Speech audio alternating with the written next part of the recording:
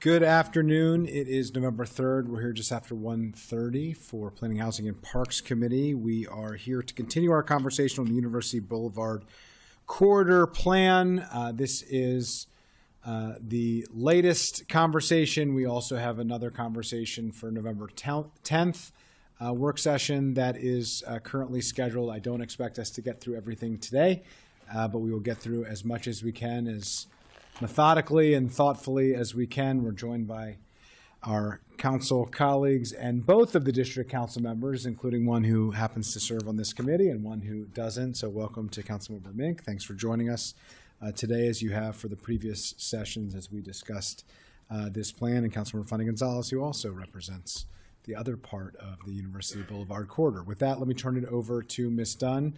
We can walk through the packet, although I think that most of what we're going to get through and focus on will be some of the transportation dynamics with Mr. Kenny, but I will turn it over to you and you can walk us through.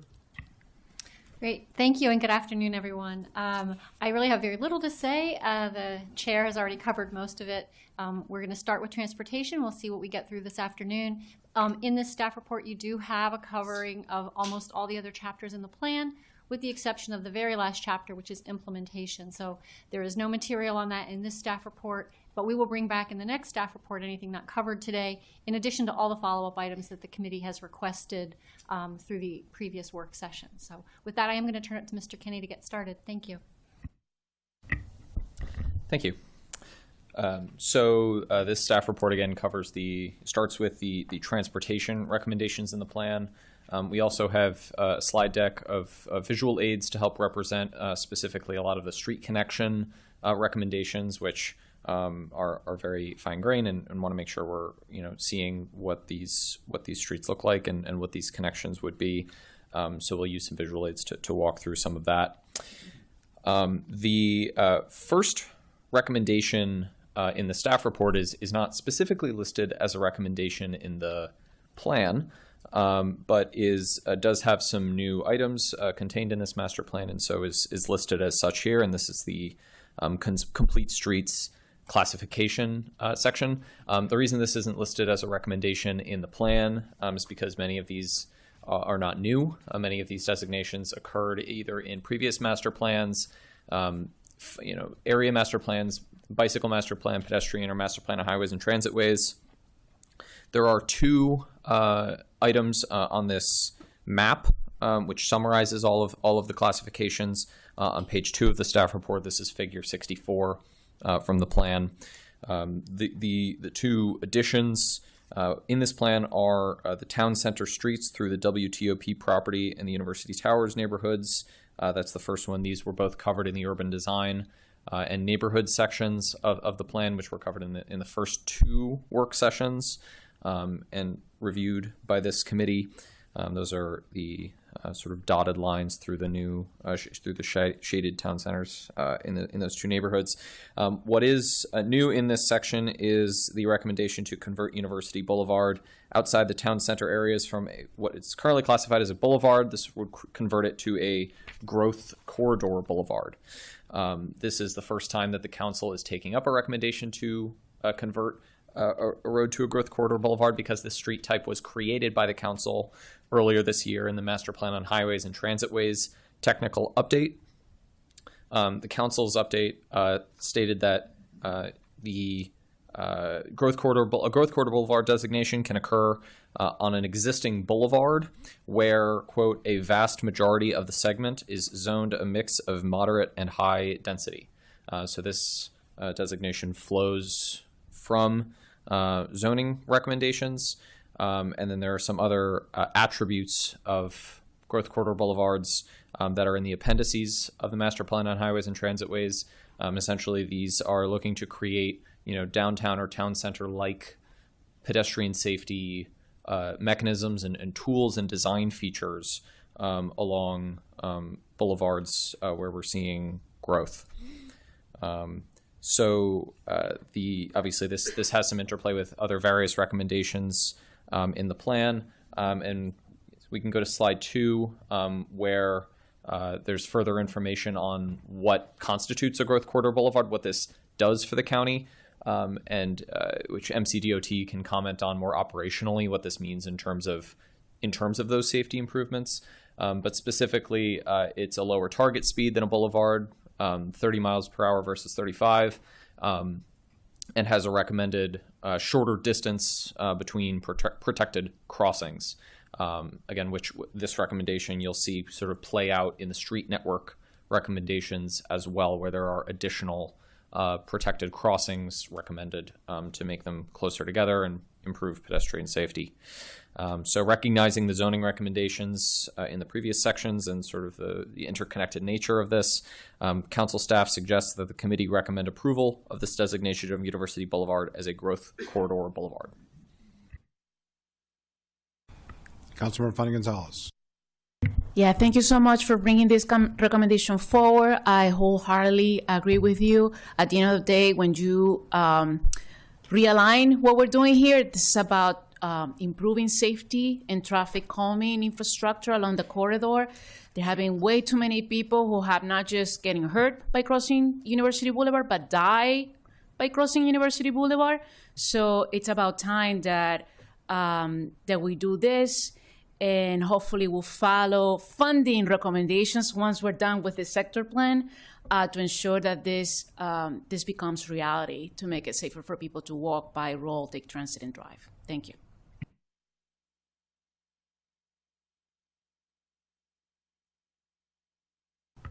Councilmember Ming. Agree with that. Pedestrian safety is a huge priority consistently from basically everybody that we have heard from. So this is an improvement that we can make here, and I agree that we should make it. And obviously, I don't want to imply anything that's contrary to other recommendations and amendments that I'll bring up later. But in terms of lowering the speed and ensuring that there are more protected crossing spaces, that's something that I think we can all get behind. And thank you. Thank you. There's a listing of the features of what a growth corridor is. Can you just speak to the elements that you see here that it qualifies under, number one, and then number two? Can you just note the difference between target speed and speed limits? Mm-hmm. Because I think there's some confusion of what those two things mean. I think most people don't speak in terms of target speeds. They think of speed limits. That's what the sign says. But this is speaking to target speeds. And could you just speak to that and what that is being used as a policy guideline and what it means? Sure. Thank you. I'll take a first crack and allow planning to fill in any gaps. But regarding your first question about the tenets of a growth corridor boulevard, so this is, a zoned development intensity of high to moderate residential, mixed use, or retail, similar to what we see in our town centers. And then high to moderate pedestrian activity, high to moderate vehicle activity, premium transit service, including Metro Rail, Light Rail, and Bus Rapid Transit in dedicated lanes, again, which is planned for this corridor. Uncommon on-street parking, and then infrequent driveways and street trees infrequent driveways, frequent street trees, I suppose. Essentially creating a more pedestrian predictable environment where, again, like we've tried to promote in our downtowns and town centers. Regarding target speed, this is sort of a term we use a lot in the county. In various regulations and plans. It is a goal, a plan for what the speed we would like to see on a corridor, set according to the amount of pedestrian activity we anticipate or would like to see somewhere.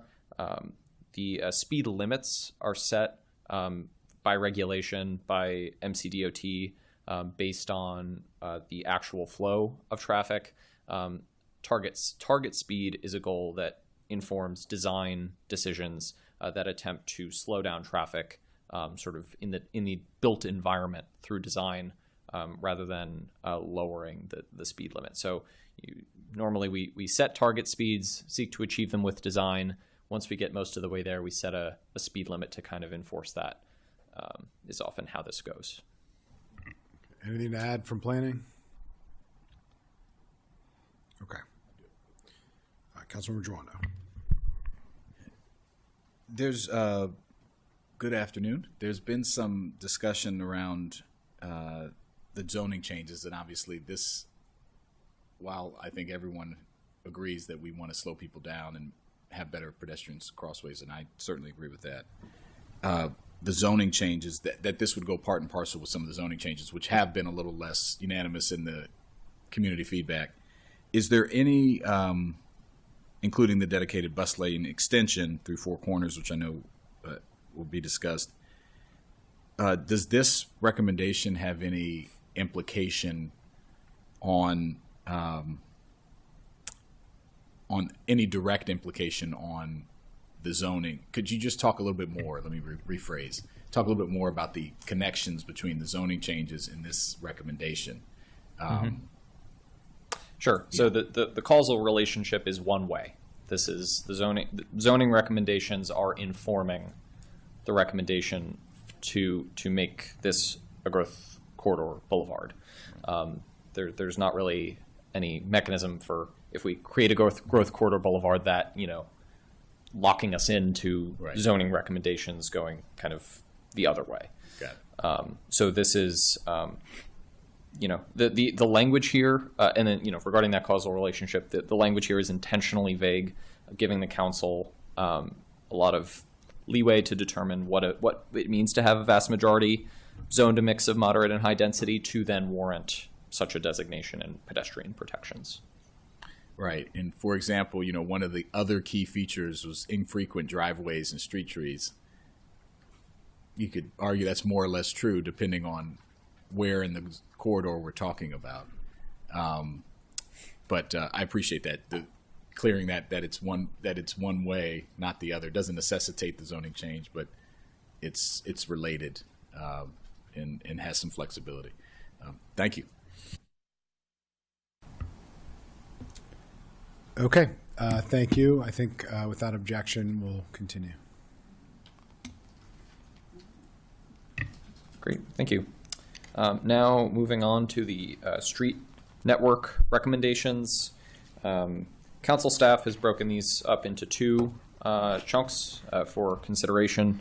The first set that we will review relates to new street connections that would be built through existing properties in the case of redevelopment. These connections are depicted on figure 73 on page 103 of the plan, as well as on the table 1 on circle page 1 of the staff report, and the map on circle page 2, compiled with combining the street connections and the pedestrian connections listed as such.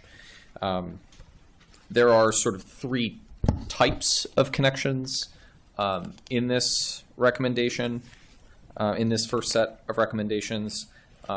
This is the first being to realign existing streets along University Boulevard, across University Boulevard, essentially where you have two streets that intersect University Boulevard very close together, where a simplified intersection would have them run directly, aligned and perpendicular across University Boulevard, and we'll visualize all of this in a moment. The second type of new connection would be is connecting streets to University Boulevard, streets where you have streets that run parallel and there are opportunities to connect to University Boulevard. And then the third being connect streets parallel to University Boulevard, that there are currently intermittent stretches of streets that run directly adjacent to and parallel to University Boulevard, and these recommendations would create a more continuous streetway through. There are also a set of recommendations that were added by the Planning Board to address concerns around vehicle safety through these new street connections. So these recommendations are related to traffic calming, various traffic calming measures, including new sidewalks and side paths, striping, alternating side of the street parking, installing curb extensions, reducing curb radii, and installing speed humps, speed tables, and other traffic calming measures on these new street connections. mentioning this concern from residents expressed over some of the safety impacts of new street connections. We can go through the new connections one by one and discuss what those may be. If the committee has concerns about potential, safety impacts of vehicle access, it may choose may do anything it wishes, but another option is to create new, to revert some of those to pedestrian only or pedestrian cyclist only connections. So we can go through and view each of those recommendations. Yeah, let's go through and view each of those recommendations. I think that I'll just speak for myself. My priority is the pedestrian connections. So I want to really think through that and see what makes the most sense as we navigate through this. So that's the focus. That's the safety dynamic is really related to the pedestrian connectivity. So I think we should focus that through the prism that we view these things, and let's go through and identify them one by one. So you could just go back real briefly. You'll see these sort of denotations throughout. You'll see the little red circle being to denote intersection realignment, and then the blue lines to be priority street connections, just because the labels are small through the rest of the slide. So I wanted to have this, and thank you planning for putting this together for us today. Yeah, I'm going to the next slide. This is the summary. This map is contained on circle page 2 of the staff report. You'll see, in addition to those blue lines and red circles, there are various other colored lines denoting trail or pedestrian connections, as well as the purple dotted lines regarding the town center streets that we discussed before through University Towers and WTOP property, but we'll be focusing on those new street connections in this set of recommendations. Next slide, please.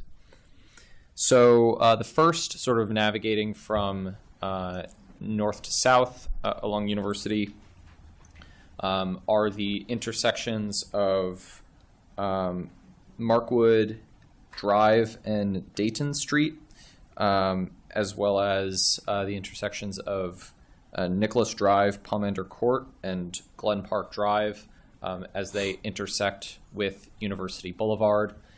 This is sort of how they are depicted in the plan. And if we go to the next slide, we can see them. These are satellite images with, you can see sort of the intersections as they run perpendicular into University Boulevard and being slightly misaligned. Recommendation essentially being wherever those red circles are, to bring those into one sort of continuous right angle intersection to realign them. Yeah. Can we just talk about that for a second? Sure. I think most people hear what you're saying and they see the picture and they're trying to imagine what that means.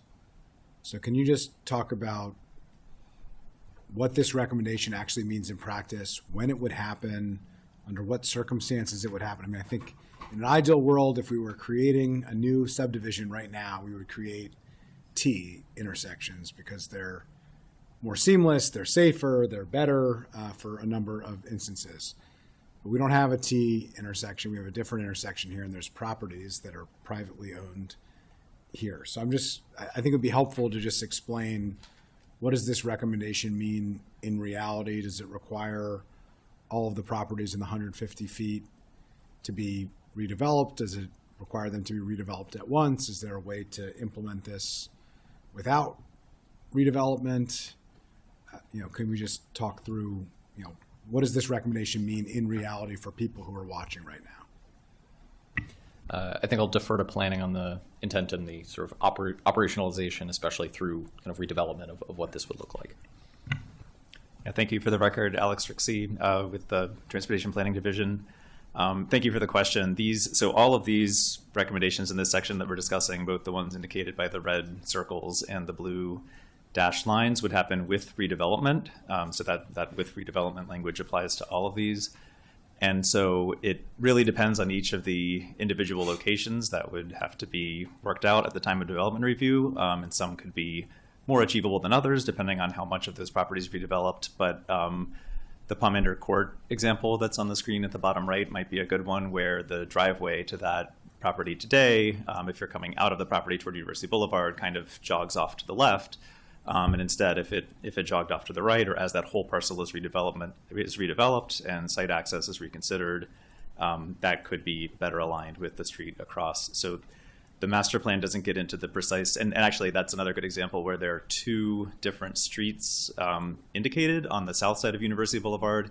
It's not to say that all three of those would necessarily converge, but it's to have that recommendation in place so that when redevelopment occurs, that's explicitly considered, looking for those opportunities to make those connections. Okay, so in the case of redevelopment is the answer. Yes, correct. Any questions, comments on this? Okay. And council staff will also note that the header sort of on this section is, that these are all in the case of redevelopment. I apologize for not mentioning that before. This is that's the overarching sort of note regarding the new street connection recommendations. Moving on, next slide. This is moving to the last of the sort of realigned intersection recommendations, is Eisner Street and Orange Drive. Again, this is there are also some through street connections recommended here as well. We'll get to those in a moment.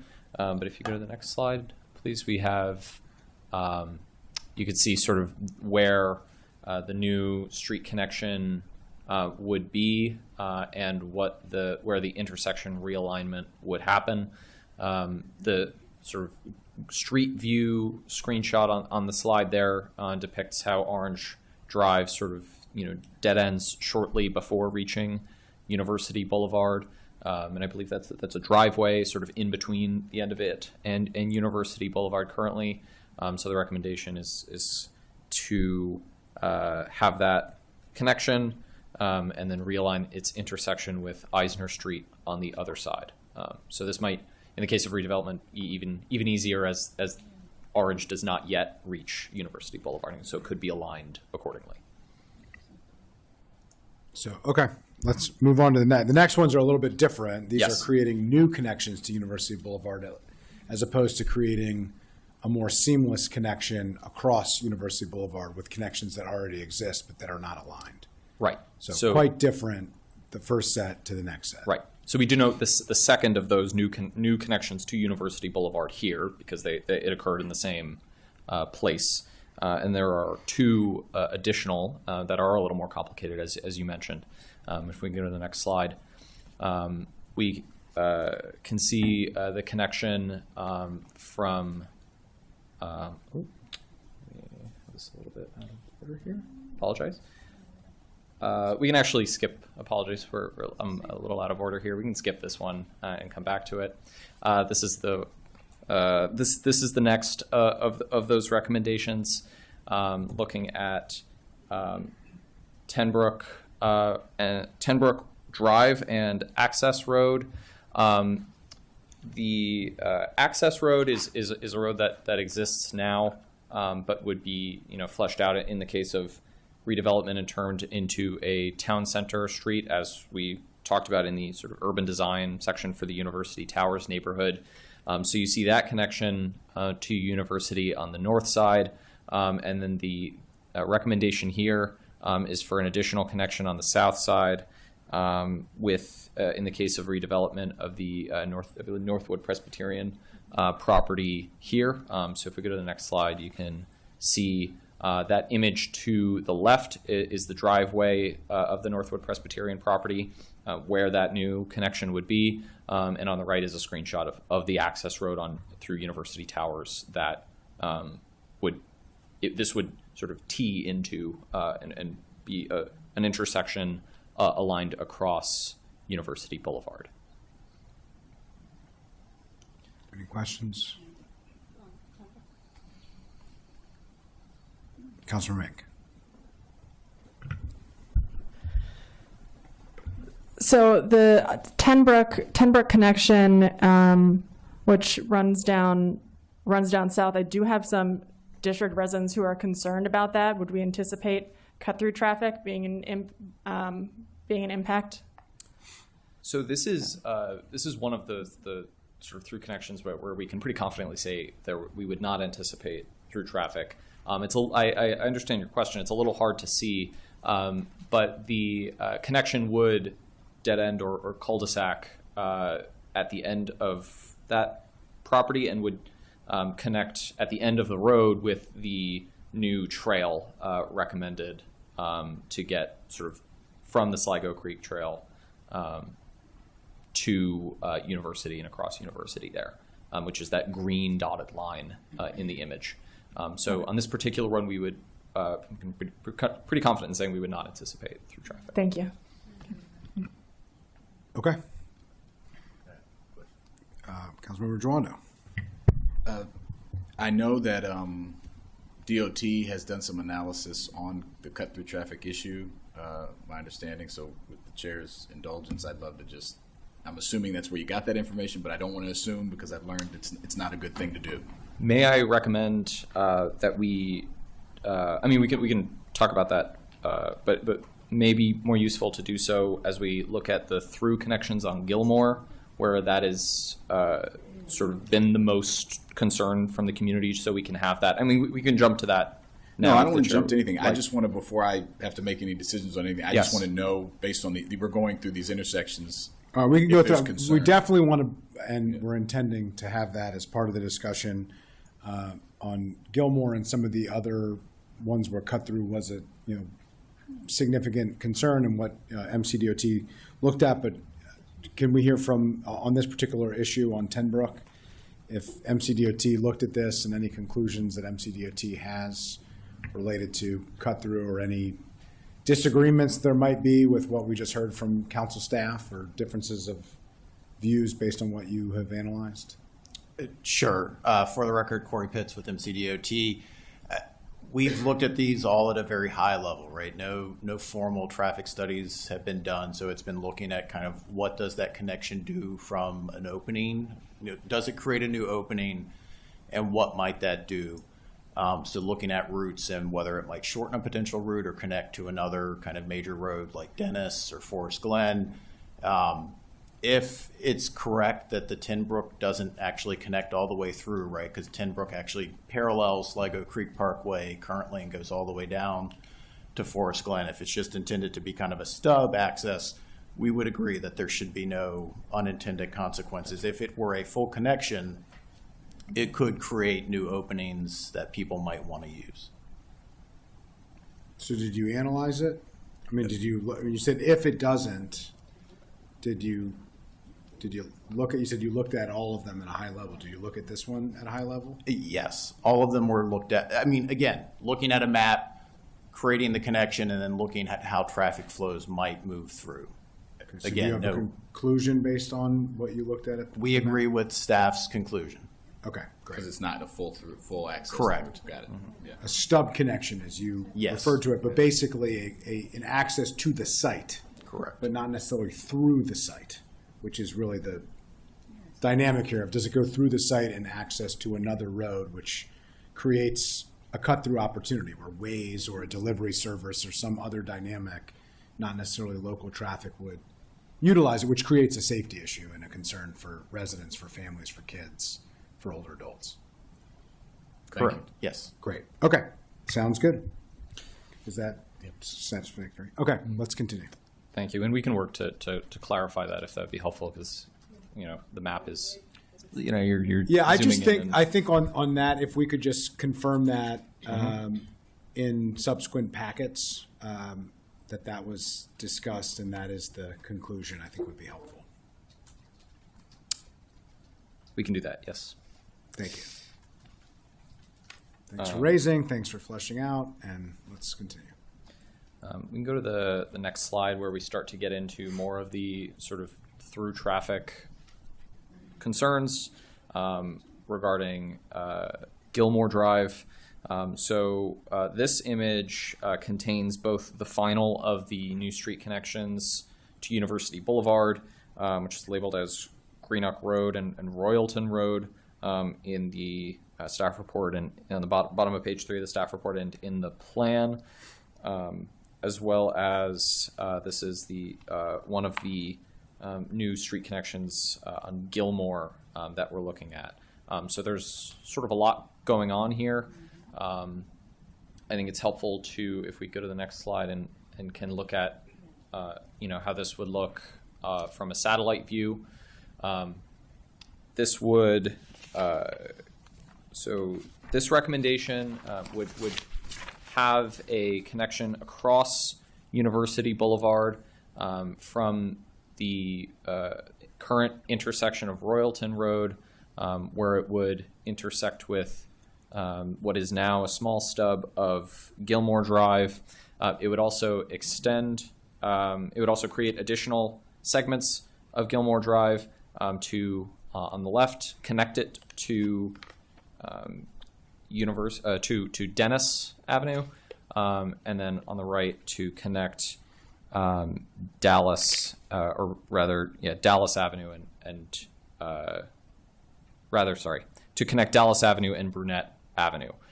So essentially, what you're getting is a new street connection from parallel to University Boulevard from Dennis Avenue to Four Corners, and then a T intersection where this new street connection reaches Royalton Road. And we can go to the next slide sort of to visualize what this looks like on the ground currently, where Gilmore Drive dead ends into the back of the Four Corners Medical Center parking lot. And that parking lot would be part of this street, the back of that parking lot, which you can see on the bottom image. And then the image on the right is where it dead ends at Brunette Avenue currently. So there's a lot going on here. Happy to answer any questions and walk through this in more detail and look at what this would include. Yeah, well, let's separate out, if we could. There's two different bullet points. The second bullet point I don't think we have properly disposed of and talked through. And then I'm wondering if you want to connect them to the third bullet point or whether or not you want to talk about them separately. But we have the Orange Drive and the Greenock and Royalton Road in the second bullet point. That's listed under the same recommendation as Tenbrook that we just discussed. And then there's the next point, which is what you were just describing, which is connecting the parallel streets along the southwest side of University. So, right. So, do we want to discuss them together, or do we want to discuss them separately? And then I'll open it up to colleagues. I wanted to hear from you of how you think it would be easiest to talk through it. I think it would be easiest to look at all three together. The Orange Drive, the committee has already looked at in one of the previous slides.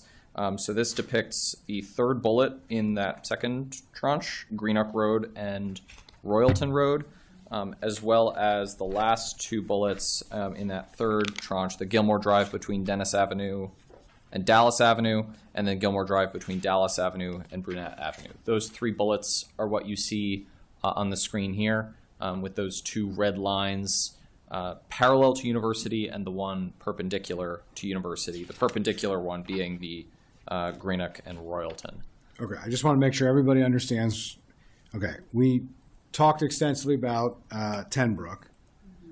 We saw Orange Drive, but we did not discuss that extensively, so just want to make sure there were no further concerns or questions about Orange Drive. Okay, seeing none. All right, now let's move on to what we see in front of us, which is Greenock Road and Royalton Road, and then the remaining two bullets with Gilmore Drive and the impacts of Gilmore Drive. Right. So essentially, this is creating a new street connection aside from University between Dennis Avenue and Four Corners, as well as then into that through that community. There's the connection between Greenock and Royalton, and then the two connections completing Gilmore. So we can take up the Greenock Road and Royalton Road connection first, if you'd like.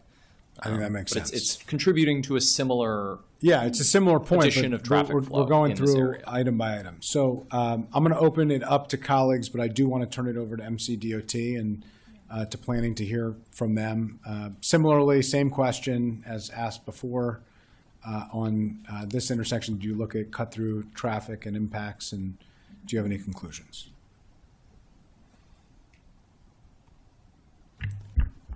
So speaking to the Greenock one, creating that connection through to University would create a potential connection. Well, it would facilitate a connection down to Lanark, which could open up connections to US 29. Again, we've done no formal analysis, no traffic analysis to determine magnitude, but it does open a connection that people might utilize to bypass the Four Corners area, potentially. So it creates an opportunity for cut-through. You have not analyzed what extent that cut-through traffic would result, but it does create cut-through opportunities.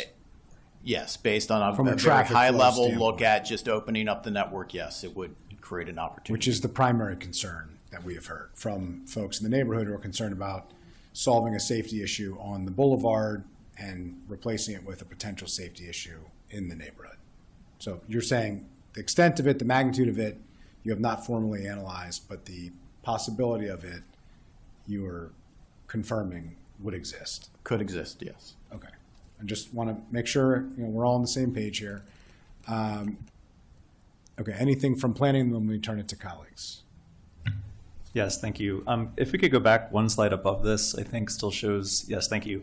So one of the important reasons for recommending this connection is its effect on the protected crossing spacing locations. And so making that connection into Royalton Road makes a protected crossing there more likely achievable. And without that protected crossing location, we have about 1,000 feet between protected crossings. And with that protected crossing location, it would be reduced roughly in half to about 500 feet in each direction. So that's one key consideration. And then the other is just providing the enhanced connectivity within the neighborhood. I think I appreciate DOT's assessment that it creates the possibility of cut-through traffic, but in order for that to be a reasonable choice, the traffic would have to be moving more quickly along Gilmore Drive than it would along University Boulevard. And I understand that being a significant concern in Four Corners and one that we've taken great action to avoid.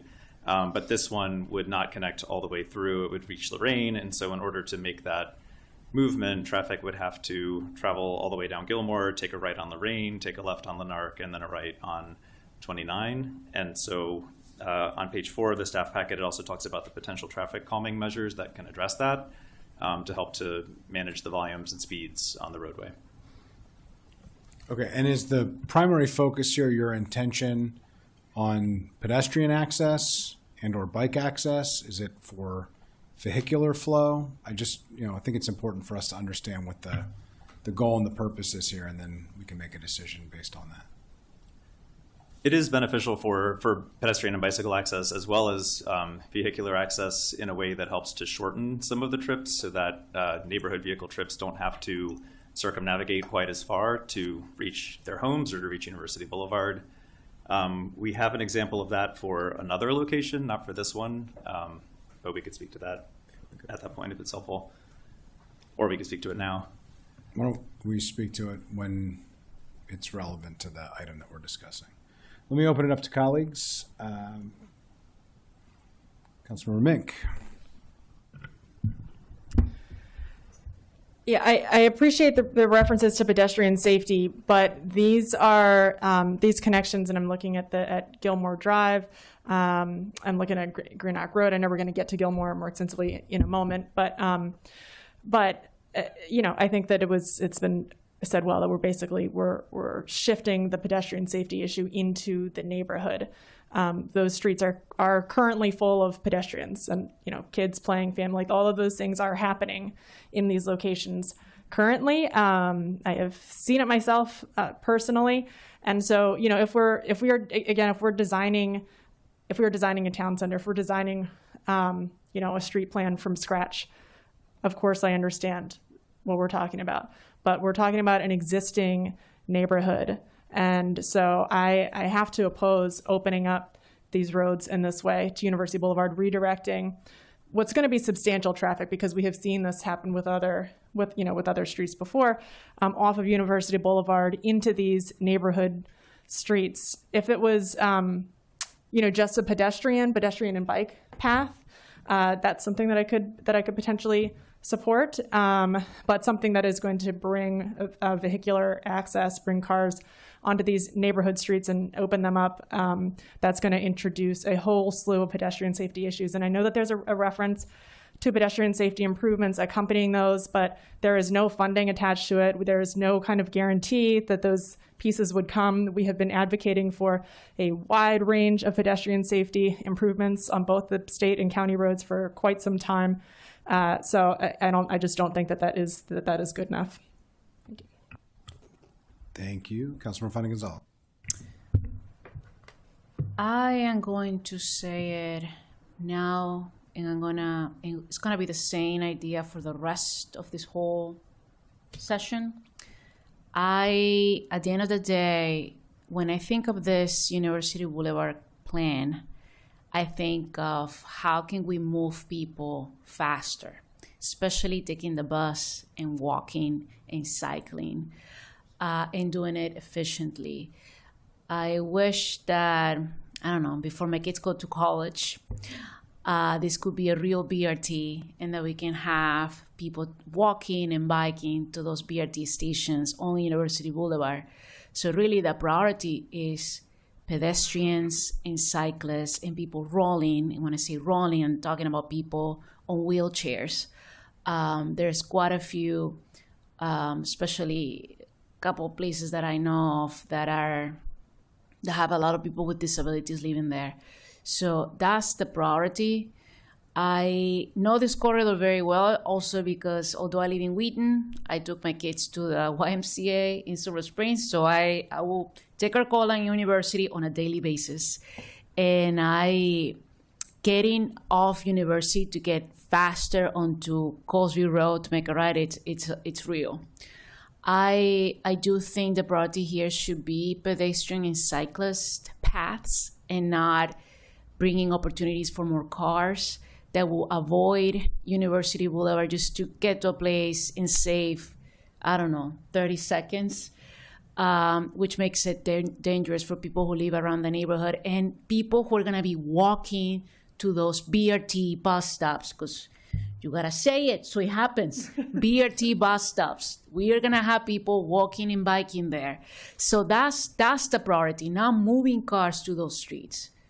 So whatever we do from now on, I do think we need to emphasize that those paths should be only for pedestrians and cyclists and people rolling, and not opportunities for more cars to get on those streets. That's just how I feel.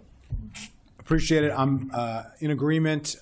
There's a recommendation, there's a suggestion by staff that isn't recommended, I should say, on page 4 of the staff packet about the possibility, if there is an interest in this approach, hearing and reading the tea leaves perhaps in a prior work session where this was mentioned but not thoroughly discussed, to prioritize paved trails for pedestrian access and bike access, cyclist access, but pedestrian access, paved trails that would not allow vehicular access, to create the connectivity and the mobility throughout the corridor and the connectivity with the neighborhood to the corridor as is the primary interest of planning.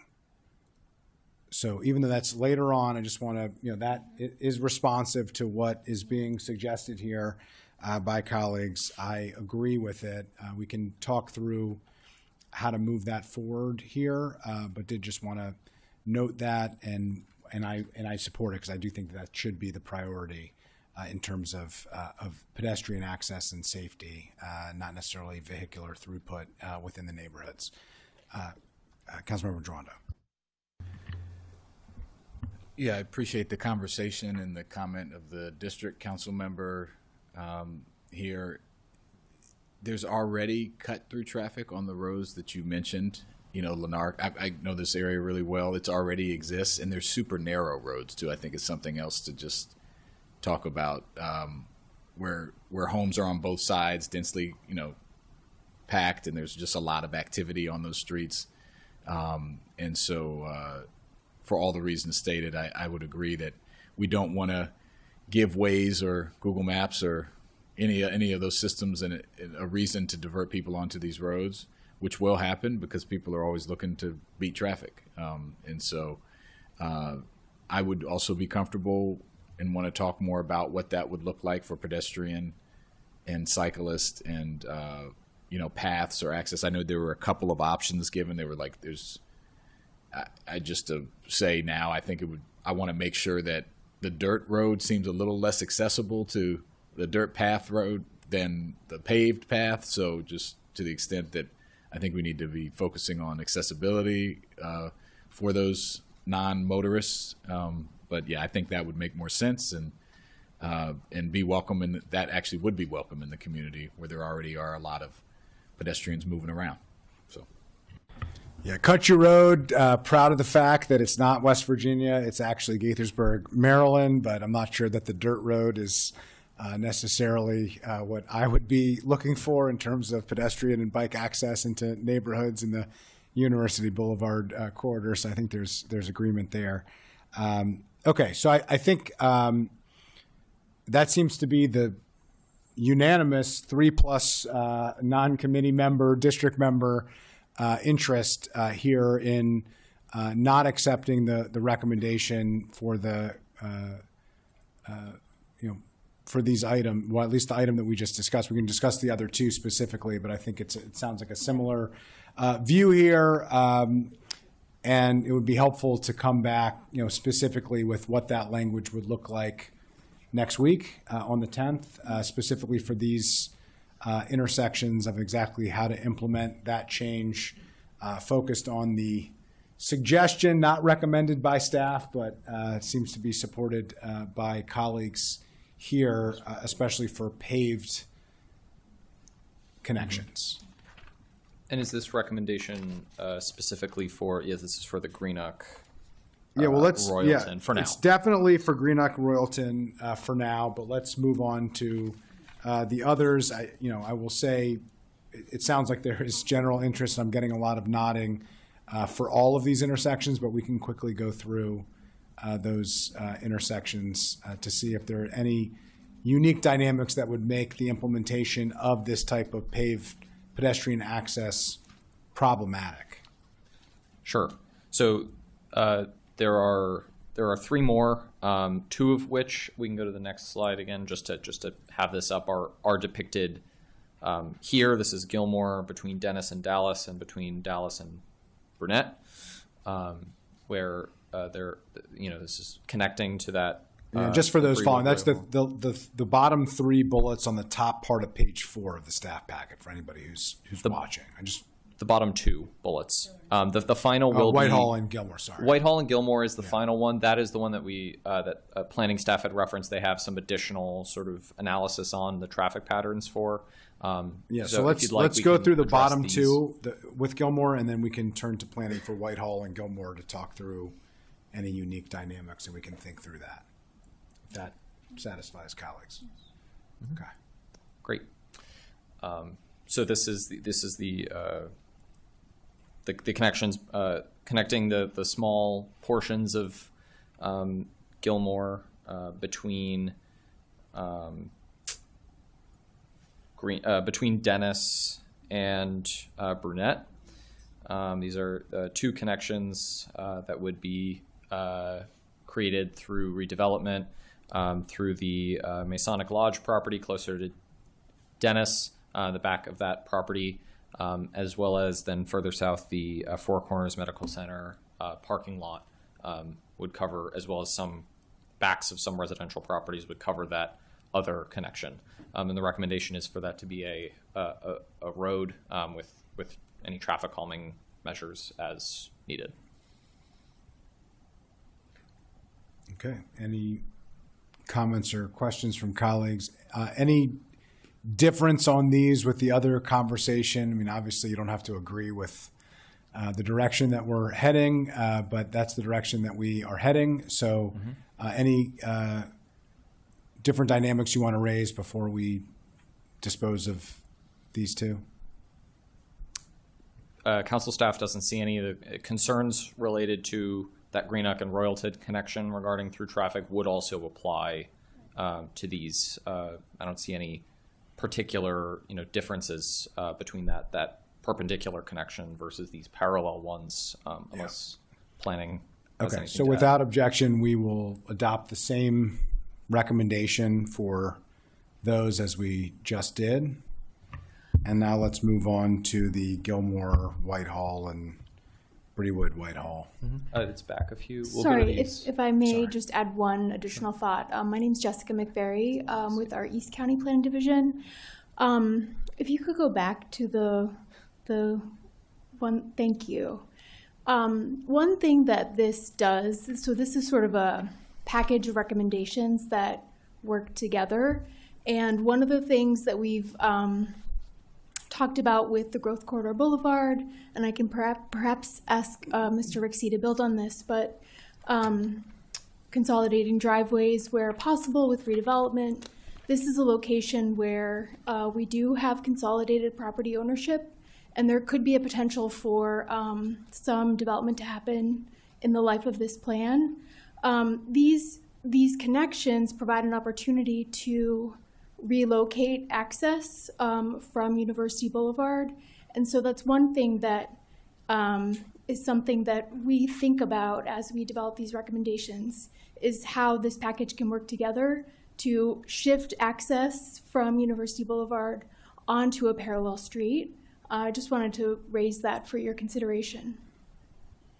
All right, well, feel free to come back to us specifically of what that would look like and why this recommendation would be problematic. But unless and until we see that, I think this is the recommendation that we have. So we're going to come back next week. We're going to get the specific language in the interim. If you want to provide committee members and district council members with that information prior to the meeting so that we can understand it, that would be fine. But if there is a consolidation of property, that would suggest that there is an opportunity within the property based on the access point to provide in and out access. The question is whether or not that property would provide through access from one side of the property to another side of the property. And that's really what we're essentially trying to avoid. We want to create, through redevelopment, the option for through connectivity for pedestrians and cyclists, but not necessarily for cars, so that, delivery and Uber and other non-local traffic might not utilize University Boulevard or not utilize US 29 and cut through the neighborhood in order to get to where they're going or to be diverted. So that's the balance. That's what we're trying to accomplish here. If you have information that shows us something that we've missed or that you want us to consider before making any final decisions, then please share with us. But that's ultimately I think where we're headed. Unless there's any. Okay, thank you.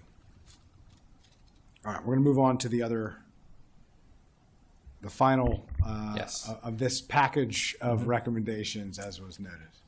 Thank you. So the two final bullets are Brewood Road and Whitehall Street, and then Whitehall Street and Gilmore Drive, making these connections that would serve as that sort of same, as was recommended, that same parallel street connection to University. These are depicted on the slide in front of you. The connection between Brewood and Whitehall are behind, we can go to this, behind some existing church properties on University. And then there is an additional sort of lot that between Whitehall and Gilmore that this would connect through as well. It's a very similar dynamic in that way to the two previous parallel connections that the committee was just speaking about. Okay, any comments, questions from colleagues? Anything else to raise on the same option applies. If there's anything that you want to share with us that you don't have ready to share now, feel free subsequent to this. And if you have something now to share, please do. I do. Thank you, Alex Rixey again. If you could go to slide, I think it's 16 now.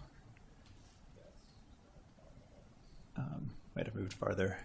Yes, here. So this is the same dynamic as at the other location with Green Neck and Royalton, but a much more pronounced case. One of the considerations in increasing the connectivity in the neighborhoods is to try to make those vehicle connections more convenient for the neighbors who are living there. And I've heard concerns also about delivery drivers and those sorts of trips.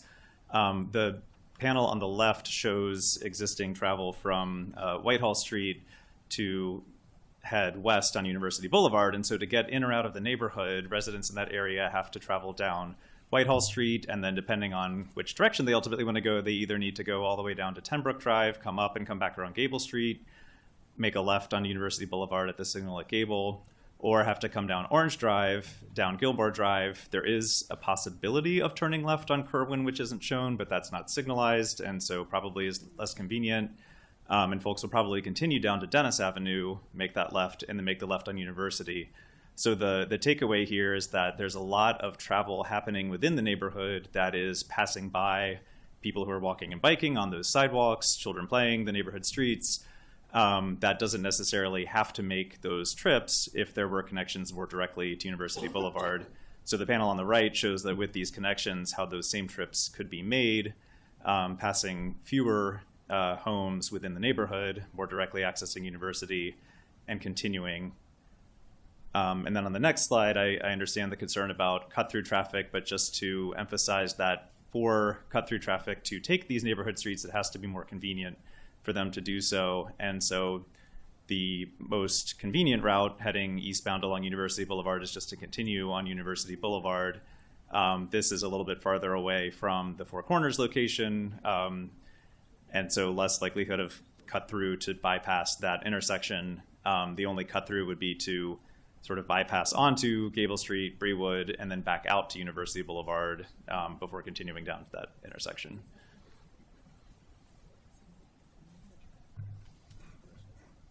And I guess, as I mentioned, the same sort of dynamic applies in the other location, but the distances aren't quite as long as they are here. Yes. From a theoretical standpoint, I understand the point. Councilmember Jordan. Appreciate that. Yeah, if you could go back just one slide. I mean, I think obviously the shortest distance between 2 points is to stay on the road, but the whole idea is that the road is backed up, so that's why you go the other way. What's the kind of the, as you know, that's what cut through traffic is. I actually, is there any analysis on this?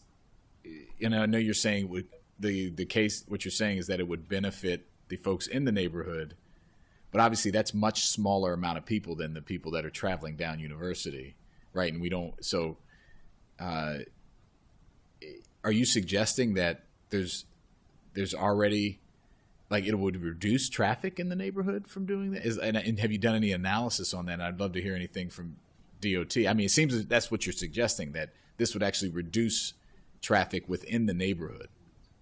I don't want to put words in your mouth, but that's what it seems like you're saying.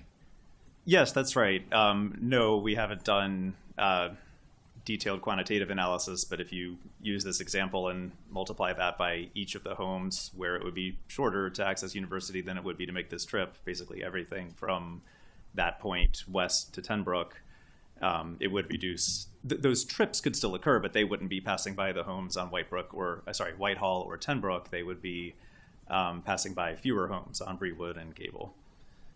Right, but so the inverse is true. It would increase traffic on those streets. Yes. At the expense, as opposed to dispersing it as it is currently dispersed along the current neighborhood. The left is what's happening now, theoretically, right? You know. Correct. Okay. Well, I understand what you're trying to say, but it doesn't seem to be addressing our concern here. Yeah, the other thing is this could tell the opposite story. You've just made the case that cutting through with the new dynamic makes a lot more sense than it did, and does in the status quo. So you're almost making it more attractive to cut through. Now, you're making cutting through more efficient, so it impacts a smaller portion of the neighborhood, but you are making the likelihood of cut through in that particular area more attractive and therefore more likely, because the Waze or Google Maps is not making a determination of this is a nice place to drive through or not, or we're concerned about children being out in the street or playing or not. They're just saying this is the most efficient way to get to where you're looking to go.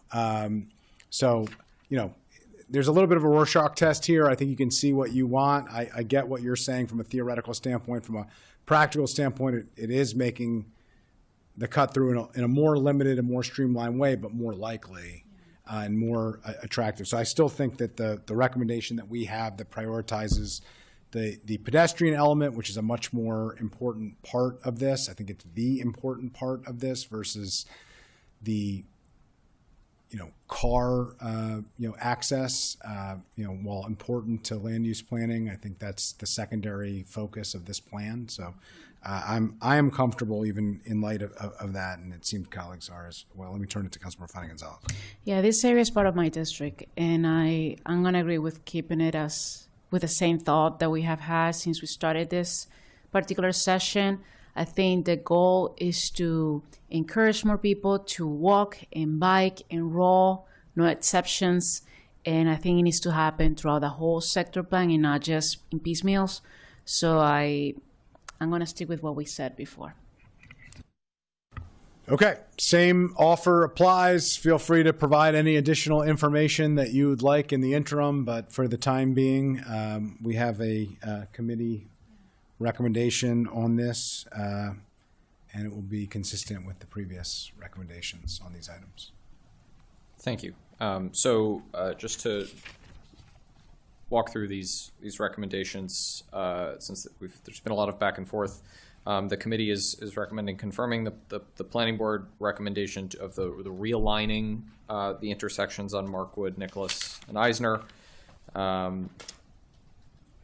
Once again, confirming planning board on Tenbrook Drive and Access Road, so long as that we're firmly stating that that's the stub connection, where there's not a through connection, as well as Orange Drive. You can use a different terminology if you like, but well, yeah, I'm not sure what that is, but we'll find it. As well as the same on Orange Drive, where there's a similar phenomenon. And then on the remainder of the connections, Greenock Road and Royalton Road, as well as the 4 parallel connections to University, the committee is recommending that those be converted to paved trails, pending additional information on various items, including the relocation of driveways that we'll work with planning staff to bring you on next week. Great. So you'll have the language for that for us next week, and if Correct. planning has any additional information they want us to consider before we adopt any language, then feel free to do so. Great. Thank you. And then does the committee have any comments on the potential traffic calming language? That's the only remaining language in this first portion. Yeah, I just would raise the question of whether, I'm all for neighborhood traffic calming. As a district council member, I request this stuff of MCDOT with regularity. Almost every day, our office is helping residents to do this. I'm just wondering whether or not, including this in the plan, which we know is available, is suggesting that we're expecting neighborhood cut-through traffic and, providing a roadmap for residents to deal with it. And I think we just dealt with it to mitigate that concern. So I raised that question of whether or not this is necessary. I think it was intended to mitigate some of the concerns that folks had. We took a different approach to address those concerns in a more direct way. And so I'm just wondering whether it's even necessary to have it here, even though I want to make very clear that all of these options are available to every neighborhood, every resident, every neighborhood to request of MCDOT to analyze and to potentially implement. So I raised that for council staff, for planning and MCDOT, and for colleagues, just wondering of whether or not this is needed at this point. I'm happy to explain. Carrie Sanders, for the record. Through our community engagement, traffic calming came up a lot. It's actually an existing issue, in the communities. there was a lot of desire for the plan to advocate for pedestrian safety as well as traffic calming with the existing conditions that are there in the neighborhoods today. So in response to the community engagement, we did include this specific language. So it's up to the committee if you would like to remove that language, but I do think it reflects what the community asked us to do. There are a lot of similarities to this language, which, as you noted, was included to address concerns about through traffic, and then the language that follows in the next tranche about the existing street network. Yeah, that's what I was raising. Right. Not to say that whether or not we should address traffic calming measures, but whether or not it should be specifically in response to this recommendation. Right. And my view is we just changed the recommendation. And so are we suggesting that the concerns that people have were not addressed, and putting this in there as, well, don't worry, you have other options to address your issues. We took a different approach specifically to address those issues. So I think, addressing them in a different way in the plan, which we're already doing, we can adjust or beef that up if needed. But my view, as I read the plan and as I, kind of follow what we're doing here, is to say that I don't think it's needed as part of these recommendations personally in the final plan, at least from my perspective. Council staff can work with planning staff for next week, have some options on merging these that were for the new connections with those that were for the existing street network, to have just a set of recommendations that applies plan wide, with the understanding that the committee's recommendation is sort of address that through traffic concern on these more acutely on these new connections. Okay, come back to us, but I spoke my piece, and I think once we receive the recommendations or the approaches, colleagues can consider, and we can ultimately make a decision on that. All right, let's continue. Great. So that covers that first set of street network recommendations. Moving on to on the bottom of page 4 of the staff report, talking about the remaining existing street network connections in the plan area. There are several recommendations that I will list out. These are to right-size roadways and intersections to create a safer and more comfortable environment for people who are walking, rolling, bicycling, riding transit, and driving. This includes repurposing general travel lanes to provide dedicated transit lanes and improve facilities for people walking, biking, and rolling. These dedicated transit lanes are obviously spelled out in the in the transit section, as well as the Four Corners Street Network section, and we'll more on that in a minute. Making travel lanes narrower and reducing roadway design speeds to targets identified in a Complete Streets Design Guide. Removing channelized right turns from all intersections unless DOT determines that they would significantly impact public safety, avoiding the use of multiple dedicated left and right turn lanes, and minimizing curb radii, and using curb extensions to protect pedestrians at intersections.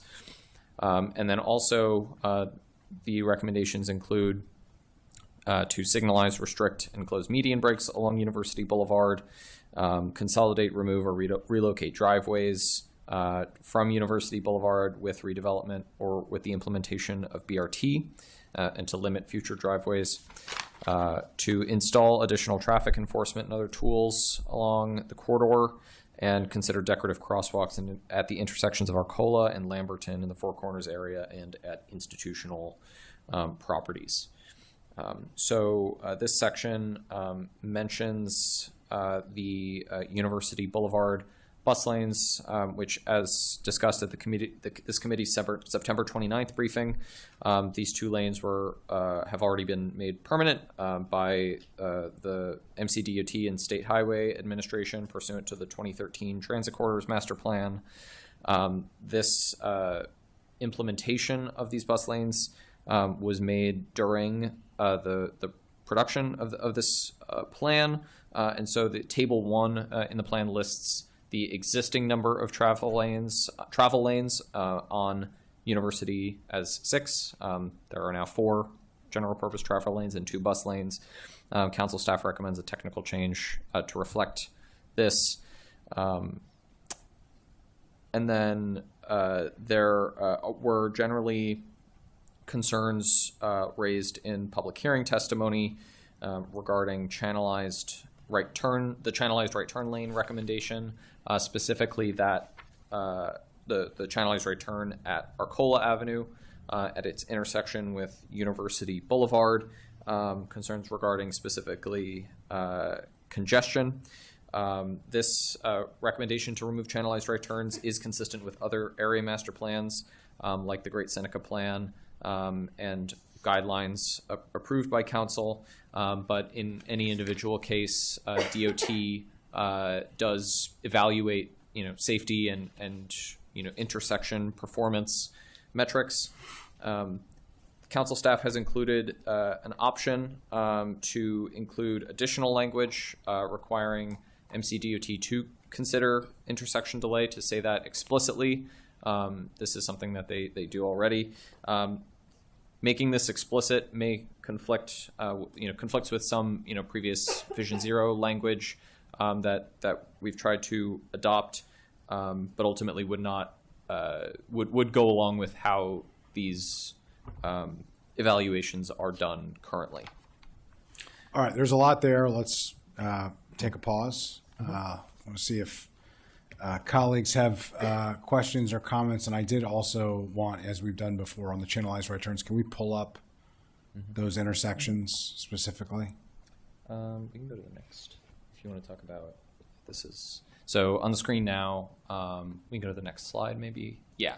So this is the intersection of Arcola and University. This is the channelized right turn that has gotten the most attention in the plan area. And on the left is what the SHA did a version of this in their bike lane pilot along University Boulevard in 2021, where they fully closed the right turn lane. This recommendation is not to remove the turn lane, but rather to, as you can see on the right, bring it to a right angle with University Boulevard. This is a conceptual configuration. This may not be exactly what it looks like. That would be up to MCDOT, but this is a good visualization of what the recommendation would be for the intersection of Arcola and University. Councilmember Fani-Gonzalez. Thank you for bringing this up. Let's also please point out that there's a high school being built right next to this intersection. And I think my priority, especially as the district council member here, is not about congestion, it's about safety. How can we make sure that this intersection is safe for kids to walk and bike and roll to school? Lots of them do already, and I expect more of them once we have a new school in a couple of years. Can I hear from DOT on this issue, understanding that safety is the priority, not congestion? So you are correct. Safety is always the priority. That sits at the top. And then there are a number of other things that we balance or review as we go through these exercises. It is possible that if we create too much congestion, we can create other unintended safety consequences that, we would have to mitigate as well. So all that to say, safety sits at the top, but there are a number of other things. Level of service is one of those that we go through as well when we're looking at these, and would be working with the state, given that it connects and ties into a state facility. Can you give me a time frame? Because putting this sector plan to the side, we have a school again being built right now. What's the schedule for this intersection to be reconfigured? Do you know? At this point in time, we have no project sitting in our capital program to look at this intersection specifically. Okay, but it should. So we'll follow up on that one at some point very soon. Can you again say what's the recommendation for this particular?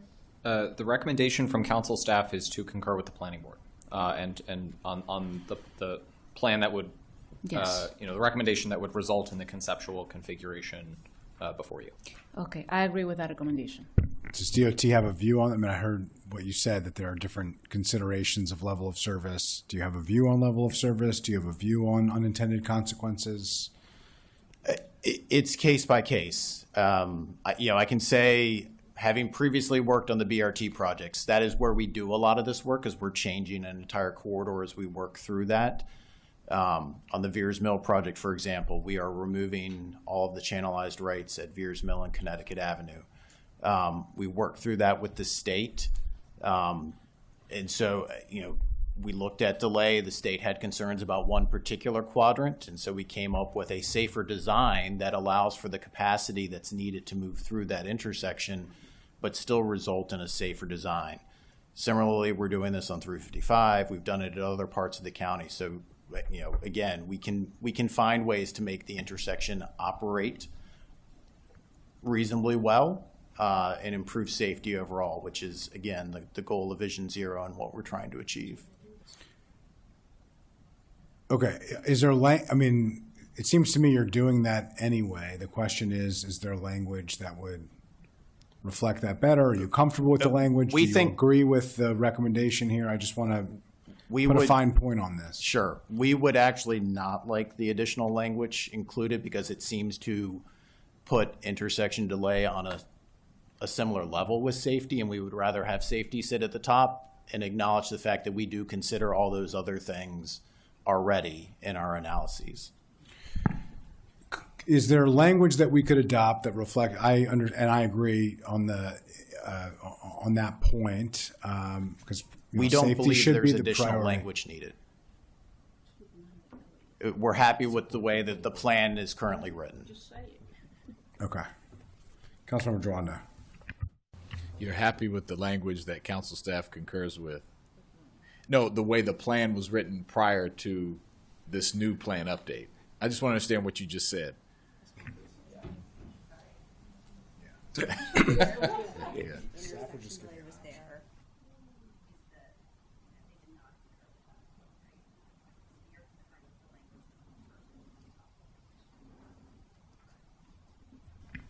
I'm concurring with the way that the planning board draft is written. Like, it does I think a well-reasoned job between the language in the plan, and then there's a footnote as well that explains how this should work. And that the council staff recommendation that's at the bottom of page 5, we would urge you not to accept that. It's different from what's in the planning board draft. Correct. Got it. Yeah, and just to clarify, this is another example of council staff offering an option should committee members not want to move forward with the planning board draft recommended language. It's not necessarily a committee staff recommendation. I just want to clarify. Yes, we previously we had a planning board draft.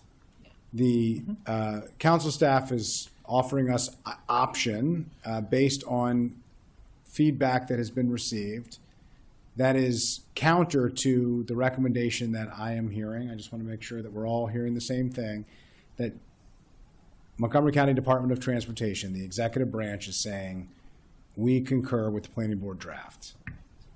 That is correct. And the district council member does too. And the district council member does too. Okay, Right. thank you. Yeah, so Councilman Drawanda. and now let's get to what that is. Let's just restate it. It's the obviously safety is at the top, of course, for all of us, and it's this. That's an example of what it could look like, or to keep the 90 to change to a 90-degree angle. So I can read the language that's in the Sure, planning board that's draft. even better. So it's for folks that might be following at home. It's on page 102 of the planning board draft. Remove channelized right turn lanes from all intersections unless the director of transportation or the director's designee determines that removing a channelized right turn would significantly impair public safety. There is a footnote associated with that recommendation that clarifies that the plan does not recommend preventing right turns from Arcola Avenue Right. to University So that's an Boulevard. exception to that general policy. No. So what the footnote is trying to get at is this, that the Well, you don't want channelized rights anywhere. Yeah. right. So it's not saying it's going to take away the right turn lane. It's saying, like, let's make the geometry safer. It's squaring off the Yeah. turn lane, not eliminating the turn lane. That's And still, okay. Could I make a suggestion, if it's okay? Sure. Why not put that should we put that in the language as opposed to the footnote, or is the concern that the language is general and the footnote is specific to one of the intersections? But I think it would be helpful. I mean, sometimes the challenge is people aren't looking at the footnote, and so they're not going to see that, or they're not likely to see that. And what happens is the way in which master plans are used after the fact, somebody pulls up the recommendation in the master plan, they look at it, they quote it, and they say, here's what the master plan language says. And they're not necessarily going to say, here's what the master plan language says, and we read the whole thing all at once, and I caught the footnote too, and the footnote also said this. So perhaps including in the language that specifically to clarify it? Yes, we could do that. That's Just putting the Arcola language in there. not as a footnote, but rather a description in the plan itself above it. We can say, for example, and then state that information that's currently in the footnote. Yeah, that it's reconfiguring the right turn lane. It's not eliminating the right turn lane. It is not eliminating the right turn lane. It is changing the It's changing it from a geometry, channelized right turn to a, Yes. a 90-degree hard angle. turn, which could still have a green right arrow, That is correct. which likely will have a green right arrow. It's reconfiguring, and the reason for that is it makes it safer for the people crossing and also for the drivers. Right. And you know what I mean? I'm talking about the light will still have so you can still have traffic move according to a schedule, but it'll stop and people can cross safer. Yeah, I think that makes sense. And you also have the big caveat here that unless DOT determines that through future analysis or something, that this would create more safety problems because people are, you know, for whatever those reasons are, that when you create more congestion, it could be worse for other motorists or non-motorists. So, I'm fine with that. Yeah, thank you. Yeah, my only other thought, is whether the language could note reconfiguring channelized right turn lanes as right turn lanes. Because there's two different dynamics here. For instance, just to give an example, on 355, there is an example of a channelized right turn that has just been eliminated. It has just been cut off. It's not really needed. That stretch at Old Georgetown Road and 355, for instance, just does not have the level of traffic that it previously did because the Western workaround and a number of reconfigurations of other roadways. That is a limited area that serves a much lower intensity of traffic. It actually doesn't even justify the number of lanes that are on that stretch. And in fact, there's an interest from the abutting property owners for on-street parking, for instance, to make it more accessible for the retail, for instance.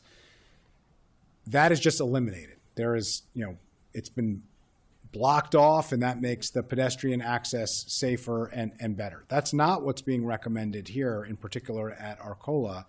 It's to reconfigure the turn lane so that it's a T right turn lane as opposed to a channelized right turn lane, so that you're not encouraging a rate of speed to be maintained or increased as you enter onto University Boulevard, which creates a conflict safety issue with pedestrians that are crossing the street to get to the school, which is what the district council member is very concerned about, understandably. So I only raised the question, one, should we move this up out of the footnotes and into the bullet and into the language in the plan, and two, whether there should be a reference, not just eliminating right turn lanes, but I think is perceived as eliminating the right turn lane entirely, which is not what you're suggesting here, and referencing reconfiguration of channelized right turn lanes to prioritize safety, which is a different standard than eliminating the channelized right turn lane, or eliminating channelized right turn lanes or reconfiguring to prioritize safety. So it gives the option to do either, because in some instances, eliminating a right turn lane might be the appropriate avenue, and we've seen that all throughout the county in order to prioritize safety. In this case, you're saying it wouldn't likely make sense. You're more likely to reconfigure that right turn lane so that it creates a T for safety reasons and not necessarily a channelized dynamic. I think we can, it says currently in the plan on page 102, remove the channelized right turn lanes from all intersections unless the director of transportation or their designee determines that removing it would significantly impair public safety. I think what we can do is look at that language a little bit, make sure it's clear that in many instances, this is going to be rechannelization, or remove maybe has a connotation that could be alarming. So I think what we can do is put some more context on that language and make sure that people understand that often it's creating a different angle for the turn. Which to me is reconfiguring. Yeah, or another versus word removing. you could use, but Correct. So we can definitely take another stab at that language, provide that to the council staff before your next session. okay. I think that would be helpful to have that for consideration. All right, we're all in agreement here on that. You'll come back to us with specific language on that, but I think we're arriving in the same place. So what I'm hearing is there's the committee is recommending accepting the street network recommendations, aside from everything we just talked about the channelized right turn lanes, with determining where they're reconfigured versus where they're removed, and we can bring that back next week. And the council staff's technical revision to table 1 of the plan to reflect University Boulevard's existing condition, as well as the recommendation from the previous section to merge the traffic calming recommendations from the previous tranche of recommendations to this one. But aside from those 3 items, there's a recommendation to approve. Yeah, I just had one question on the signalized restrict or closed median breaks along University Boulevard. Could we just get an explanation of that recommendation and what the goals are? Sure. I know that's a Vision Zero item to create, to reduce the complexity of vehicle traffic along the roadway, and increase predictability for pedestrians and vehicles alike. But I guess I'll defer to planning to sort of explicate more on that recommendation. Sure, Alex Rixey again. The recommendation is intended to be flexible because a number of the other recommendations could allow for things like signalization of some of those locations. That's an MCDOT decision when they go to implement, but in particular, the protected crossing recommendation identifies a number of locations where we're looking for more protected crossings. And if those are signalized, that allows turns in all directions to happen there in a controlled fashion. There are a lot of median breaks today where people driving have to come to University Boulevard and have the opportunity to make a left across University Boulevard without a signal, and that creates a lot of traffic challenges. And so the recommendation is where those can't be signalized, to close those or otherwise restrict the turning movements to reduce the number of conflicts. Okay, any questions, comments? All right, we had a number of questions about that, so I just thought it was important for you to be able to raise it. All right, without objection on the rest of what has been suggested, we are accepting the recommended technical adjustment? Yes. Okay. Without objection? Thank you. Moving on to the third set of recommendations. These relate to the 495 interchanges. The interchange of I-495 with Colesville Road and University Boulevard create dangerous conditions by exposing pedestrians and cyclists to high-speed vehicle traffic along unsafe sidewalks and crosswalks. The plan, therefore, has a set of interim recommendations and long-term recommendations. The interim recommendations are to ensure that the pavement markings are in good operating conditions using high visibility treatment. To ensure consistent levels of lighting throughout the corridor and eliminate dark zones, trim foliage to avoid blocking lighting, signage, and sight distances, and consider a coordinated hawk-type signal at the existing pedestrian ramp crossings to provide a protected pedestrian crossing phase. These interim recommendations are followed by several long-term recommendations, which are more intensive construction of improved facilities.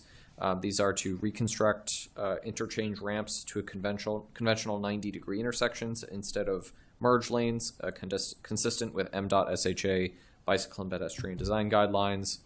To signalize all turning movements, to provide protected phases for pedestrian and bicyclist crossing, to orient curb ramps to the intended travel direction for people walking, biking, and rolling, to reduce curb radii to calm vehicular speeds, and to consider grade-separated crossings of the I-495 ramps on the west side of Colesville Road, particularly at the westbound on-ramp, where two planned uncontrolled on-ramp lanes would present a significant barrier for people walking, biking, and rolling.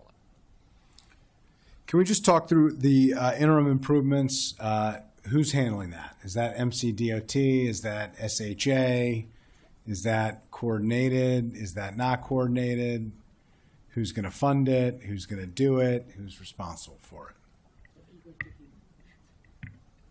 So typically, we would expect that the state would take the lead on those items, but we can work with them in coordination, just because they involve an interstate interchange, and that's more their purview than it is ours. Okay. So we don't have a timeline, therefore. Yeah, none of these things are currently funded. So I can't speak to a timeline for us or the state. Okay. Long term, I think that's a little bit more specific, but similar dynamics on that. Is that accurate on the long term recommendations as well? I mean, the long term recommendations are exact. I mean, they would be major construction projects. So. Yeah. And there would be major state construction projects that the county may participate in? Yes, if you're modifying an interchange, that requires a lot of work and coordination, not just amongst the state, but with the feds as well. Okay. Any Councilmember Mick? A couple things. One, under long-term recommendations, unless I'm misunderstanding this, do two of these conflict with each other? The first one, which suggests the 90-degree intersections instead of merge lanes, and then the last one where it talks about the grade-separated crossings, particularly where there's two planned uncontrolled on-ramp lanes. I can speak to that. Yes, so that is a good point. These are recommendations that I think could be considered in combination with each other or independently. And so I think the intent of that last bullet is that if those uncontrolled ramp lanes remain, then we need a safe solution for people seeking to cross them. And so the recommendation then would be to consider grade-separated crossings. I think at other locations, there are places where there are ramps that could be reconfigured under the first bullet to be 90-degree intersections. Okay, could we maybe clean up the language there to clarify, to make that a little more clear? And also, I would note that, I mean, for the reasons that we just discussed a moment ago, this all seems highly unlikely to happen anytime. And I know it says long-term, but in the distance that I can see from here. But that said, we still want to get it right. A 90-degree intersection instead of, well, if we're looking at those as options there, I would say that the grade-separated crossing with the two uncontrolled on-ramp lanes would make a lot more sense considering, I mean, I assume that that is here, the two instead of the one, because of the significant, especially that morning traffic. So for that reason, I would say that makes sense as kind of your option A there, and then I guess the 90-degree then would be your option B if we're doing one and then the other.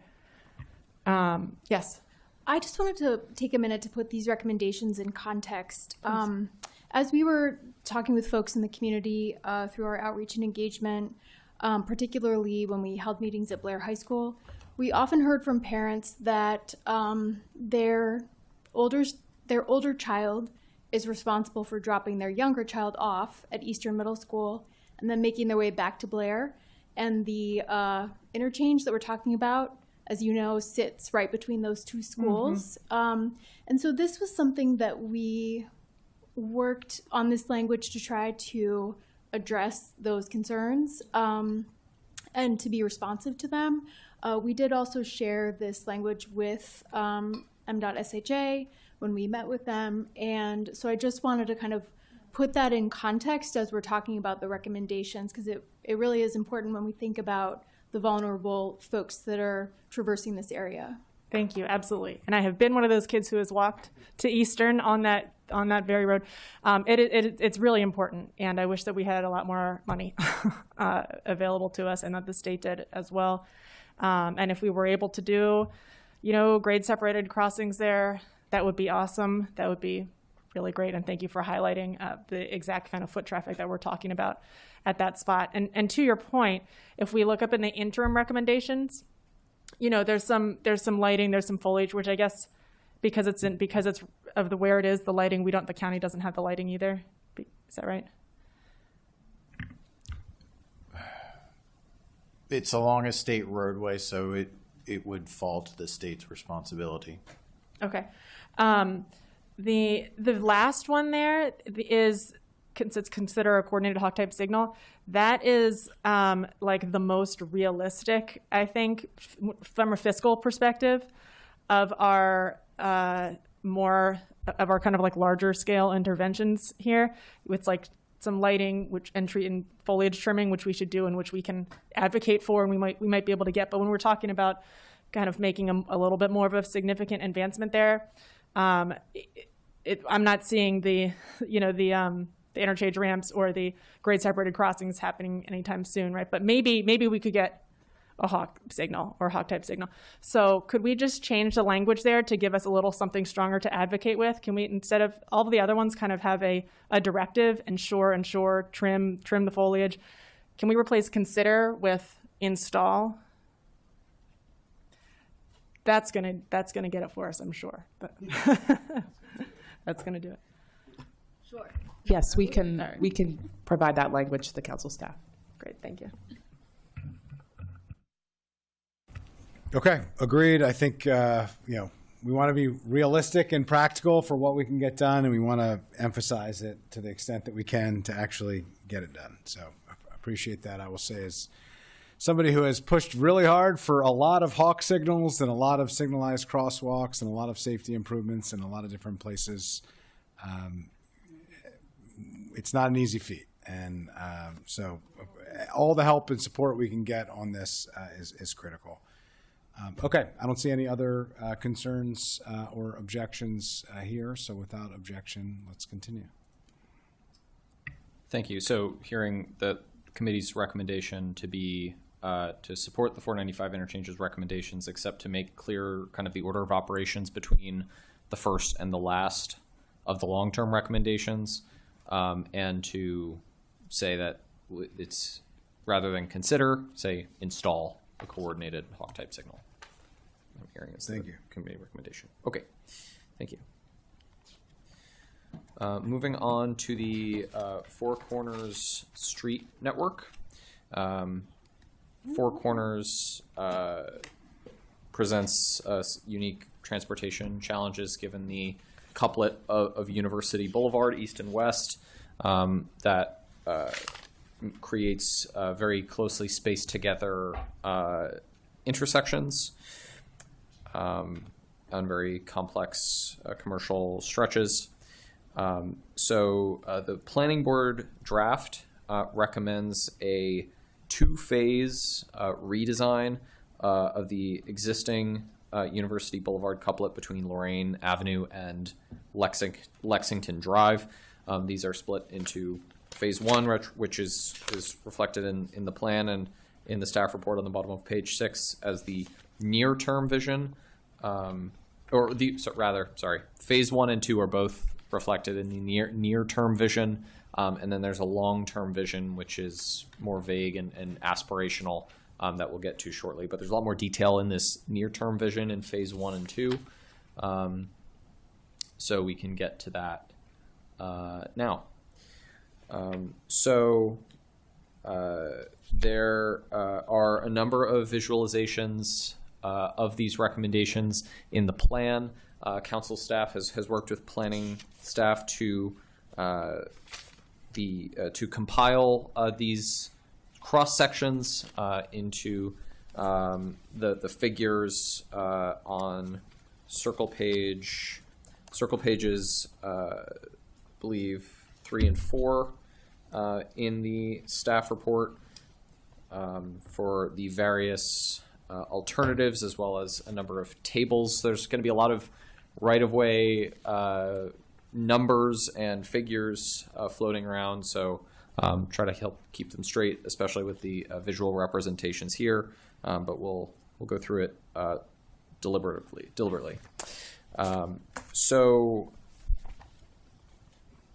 the phase 1 of the planning board draft does a number of things, but primarily it repurposes one travel lane in each direction for the installation of bus lanes through Four Corners.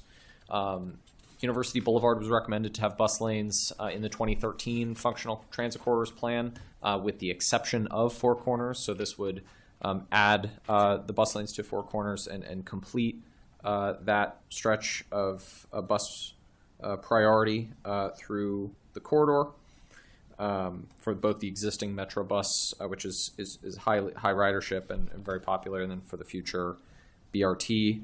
The plan does allow for a situation in which facility planning deems bus lanes through Four Corners unnecessary to improve transit performance. If this happens, the plan recommends that the right-of-way allocated for buses be given to a breezeway bicycle facility, similar to the public hearing draft of the plan, which we'll review shortly as another option for the committee to consider.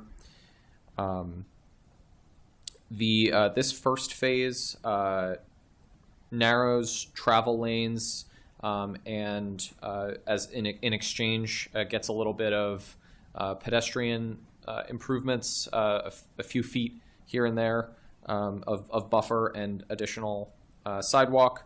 But given that it is constrained, it does not recommend adding additional right-of-way. It does not greatly expand the pedestrian facilities.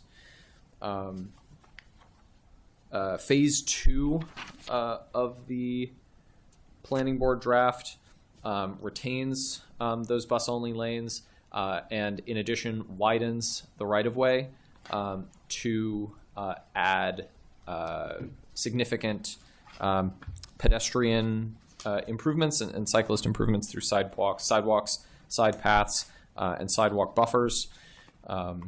This will require 0 to 4 feet of additional right-of-way per frontage from businesses, and this varies a great deal over across the corridor in any given location, but would require about that. The table on the top of page 8 of the staff report summarizes both the right-of-way and all of the travel lanes and recommended traffic lane width, transit lanes, sidewalk width, and sidewalk buffer for both the existing conditions and then the phase 1 and phase 2 of the near-term vision recommended by the planning board. Council staff has also provided the public hearing draft for the committee's review. That was presented originally to the planning board. This version also does not require, like phase 1 of the plan, does not require additional right-of-way, and also like phase 1 repurposes one travel lane, but instead of doing so for bus-only lanes, it repurposes the travel lanes for those much wider breezeway-like and other sidewalks, side paths, and sidewalk buffers. And the exact dimensions of those are spelled out on the bottom of page 8 of the staff report. Yeah, can we just speak to this quickly? So sure. We have a macro level question that we've been talking about from the beginning. I raised this at the very outset of the conversation, the plan of whether or not we are going to have additional language that was specifically requested from Montgomery County Department of Transportation to revisit the 2013 plan on bus rapid transit to look at the dedicated lane through Four Corners. So that's the kind of major question here. And we have heard from the district council member, and I'm sure we're going to speak to that, and I will give plenty of time for us to think through that and talk through that. There's also the chart dynamic here of intersection by intersection of extremely specific right-of-way dynamics. And I'm just a little concerned that it's very prescriptive. And I understand the interest in trying to be as specific as possible, but it is an aspirational document, and it is contingent on something that hasn't been designed yet.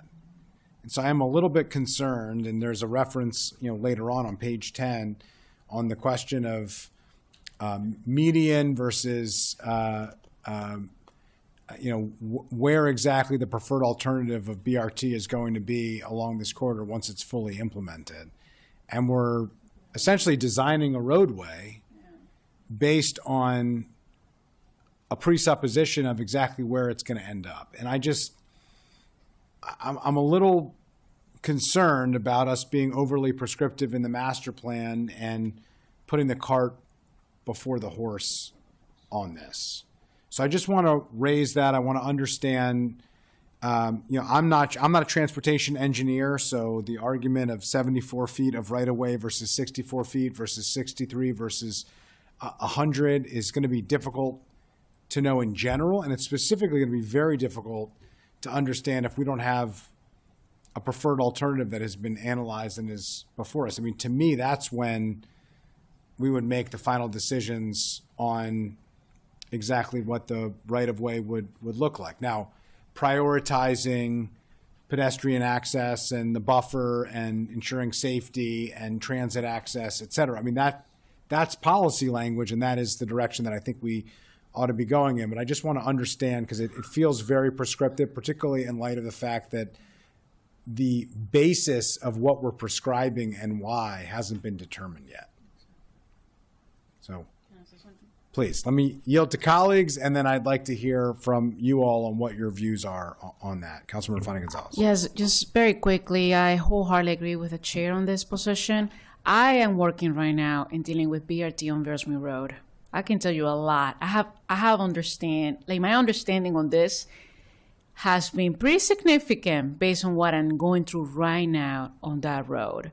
So I worry about being so descriptive here, or prescriptive, as you said.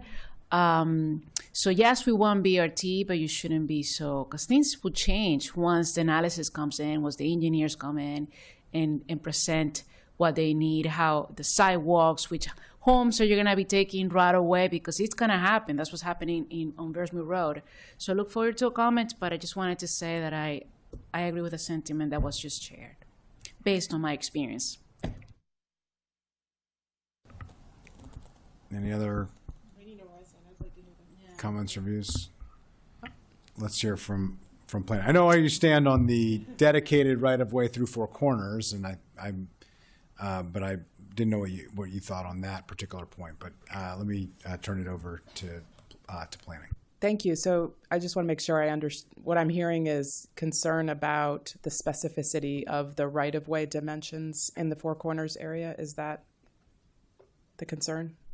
Yeah, I mean, we have a chart that is specifically adopting as a matter of the master plan, exact right-of-ways throughout this corridor when we don't have the alignment and the preferred alternative for the BRT. And so I'm just wondering if that is the right approach, Well, or whether this is overly prescriptive and puts the cart before the horse. Thank you. I would note that we do have in the plan, and I can get you the specific page number 115 in the plan, which specifies that turn lanes are not part of this calculation. So we don't actually get as specific as maybe you're concerned about. I think we do allow for the good process that MCDOT and SHA take on with the federal government to kind of ultimately decide, operational considerations for the BRT. So the plan is not overly prescriptive in that manner. But I think what we are trying to do, echoing what the council members have kind of shared with us earlier in the presentation today, is have a vision for Four Corners that really focuses on getting people where they need to go on foot, as well as by car and by bus. Right now, the area is really, really congested with vehicles, and pedestrians are spilling out into the roadway in some instances when they're waiting to get to Blair High School or to some of the local businesses if they would like to walk. We actually had neighbors tell us that live a block from Four Corners that they get into their vehicle to drive to Woodmore Shopping Center instead of walking because they're so scared to try to take on the sidewalks in that area.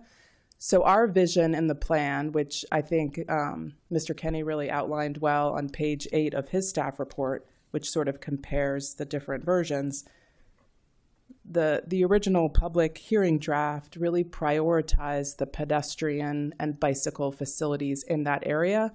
So planning staff actually agrees wholeheartedly with Mr. Kenny's recommendation to go with that, which basically takes the existing right-of-way and reconfigures it so that we can have a planting strip that trees could survive, so wide enough for trees to be maintained, and then a good pedestrian and bicycle area. And all of that works without having to take any land from any landowners, which we understand is a really big concern because a lot of those properties are quite small to begin with. So really, the public hearing draft is a great way for us to get pedestrian and bicycle safety through the area without having to take any dedication from property owners. And so we agree with Mr. Kenny's recommendation to go with that.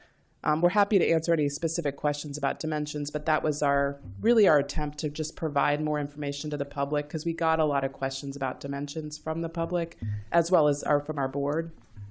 That level of detail, you're right, is not 100% necessary to the plan. And if you choose to simplify it more and just to essentially maintain that we will have wider bike and ped areas as well as a sufficient planting strip through Four Corners, I think we're comfortable with more general language. But we want to make sure that's the priority given some of the safety issues we've discussed. And we also feel it will actually really help the small businesses to have better walking and biking in this area. We've seen that throughout the county. When we do that, when we improve the walk score of these areas, it really actually benefits the community and the businesses that are there. So that is the reasoning behind our recommendation. And if I could, for the record, Jason Sartori, Planning Director, just want to note that this is consistent with what we have in other plans. We have to designate a right-of-way through a master plan. And, at the point where this is being developed, that right-of-way that's designated in the master plan will kind of give guidance to whether it's SHA or the county in what is possible within the existing right-of-way. But if we don't, in places where it allocates sufficient right-of-way, it will limit what can be done in the future through redevelopment. Yeah, respectfully, isn't the right-of-way determined by who owns it? I mean, isn't that the whole No, the right-of-ways are in our master plans. Our master plans always have 74 feet, 65 feet, whatever it might be, for different segments of every road. Yeah, but it's the right-of-way of what the total aspect is, like determining like the size of a sidewalk through a particular area. So to build on, I mean, in previous master plans, we have not gone through intersection by intersection and row by row and dictated exactly what, on a chart.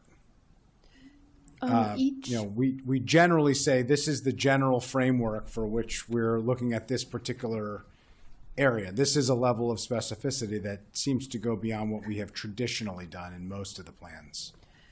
To build on Director Sartori's comments, the role of the master plan is to establish the master plan right-of-way for all of the master planned roads in a plan area. So an element of each of the plans that we bring forward to the committee and to the council is a right-of-way table that identifies the street name, the classification type, the right-of-way, the extent of the roadway, and then the features of that roadway. In terms of the level of specificity that you're seeing in the illustrative sections, those are driven by the dimensions that are provided in the Complete Streets Design Guide, and I can ask Mr. Rixey to add on to what's sort of driving the dimensions.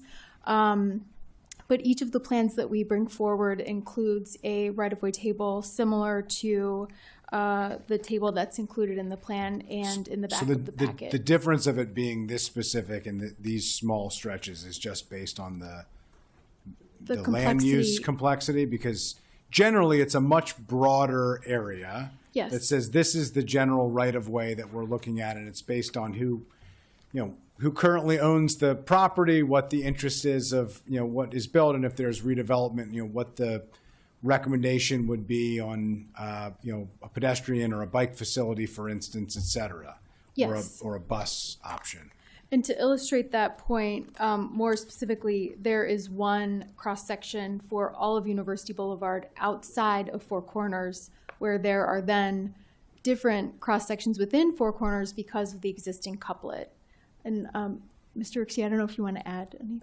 Yeah, thank you. And just to contribute to that, the other challenge is that there's the language that Ms. Sanders was speaking to earlier at the bottom of that detail that specifies that the minimum rights of way do not generally include the lanes for turning, parking, acceleration, et cetera. So usually there's a lot of flexibility for MCDOT on an operational level to design intersections in more detail, I think because of the particular concerns in this area about the right of way, about all of the different elements that needed to come into play. We wanted to make sure that we were at least thinking through how those plausibly could be implemented.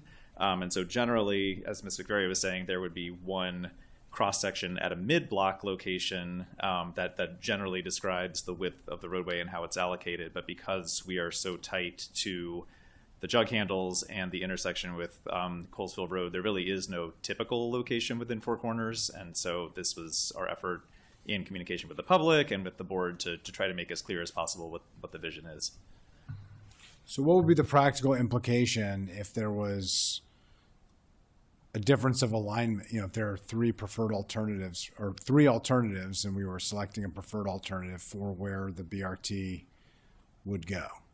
Like, I just noted before, like on page 10, you have language that specifically talks about median BRT versus curb running BRT. I mean, that's a specific policy question that we are going to have, like we had on 355 BRT, like we will have in other BRT questions. And there are practical reasons based on right-of-way considerations, based on land use dynamics, all kinds of, based on cost of whether curb running or median is better. There's positives and negatives to both of those things, and in some places they work better than others. I'm just trying to understand how the specificity of the right-of-way chart would impact that.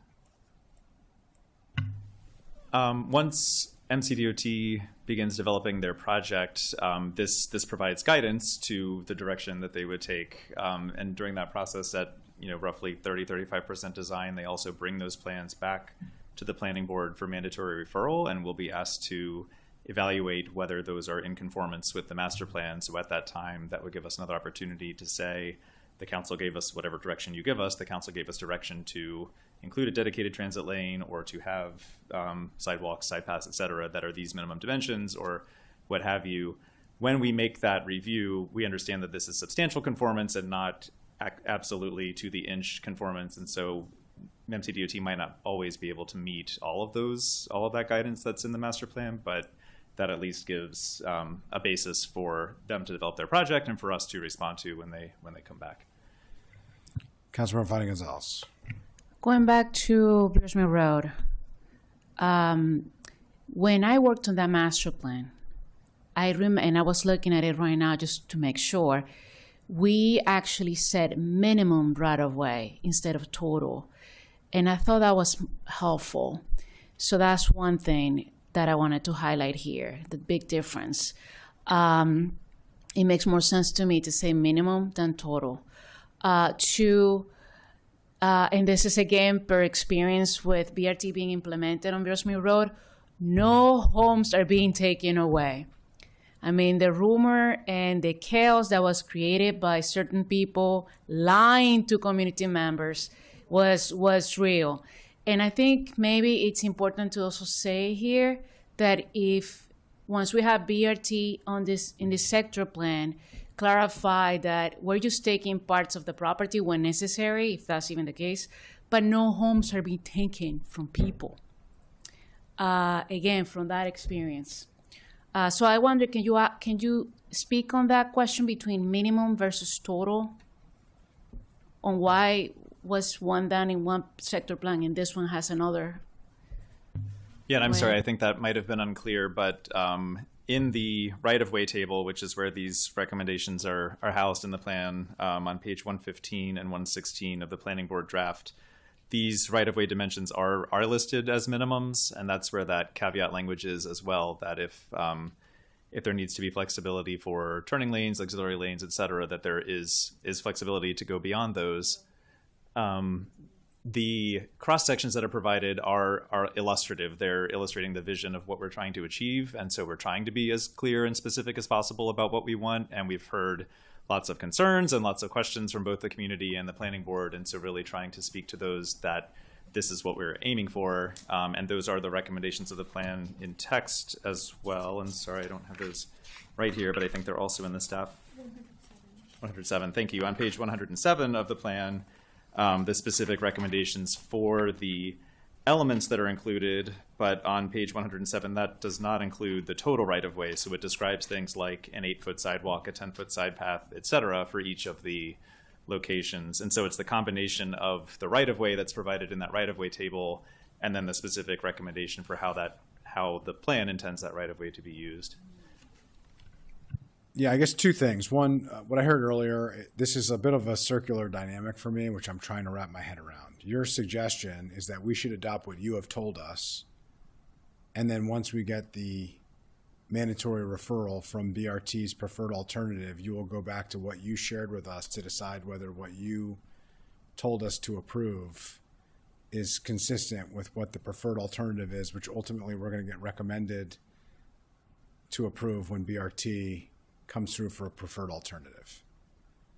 What I'm trying to suggest is I don't know how I can make the decision on the right of way exactly intersection by intersection, not broad policy, based on the Complete Streets guidelines, but specifically intersection by intersection of exactly what the right of way should be, effectively block by block, which is just about what this chart shows, unless we have some sense of design and engineering and some type of preferred alternative to understand what the BRT is going to look like and what the impacts are realistically going to be. So this is what I'm trying to understand. That is different. And I understand there's some complexities here with land use, which is some of what has created a lot of the consternation and the concern, which I understand, which is legitimate. We're trying to figure out how to take what is there now and reimagine it into what we hope it will be at some point down the road in the future. And there is a lot of tension related to how that will work, but it's very difficult for me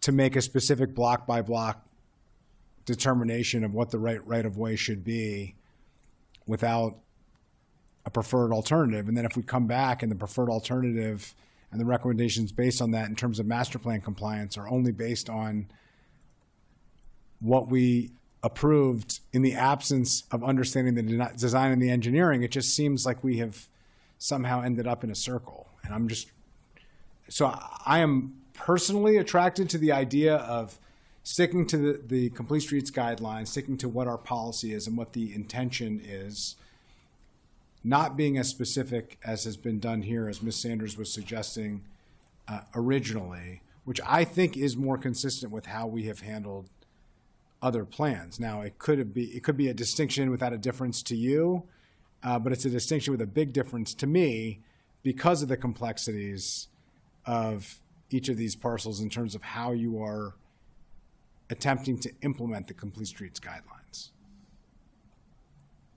Can I just ask a clarifying question? So are you in agreement with the council staff's recommendation for this area, or are you proposing a new one? I'm just trying to understand. Well, there's two different questions here. One is the level of specificity and how we handle that, and the suggestion that you made earlier to essentially appease my concern, and I'm not sure where other colleagues are on this. And then there is the additional question of how we handle the right of way, in terms of the dedication of the BRT through Four Corners, which is a separate question.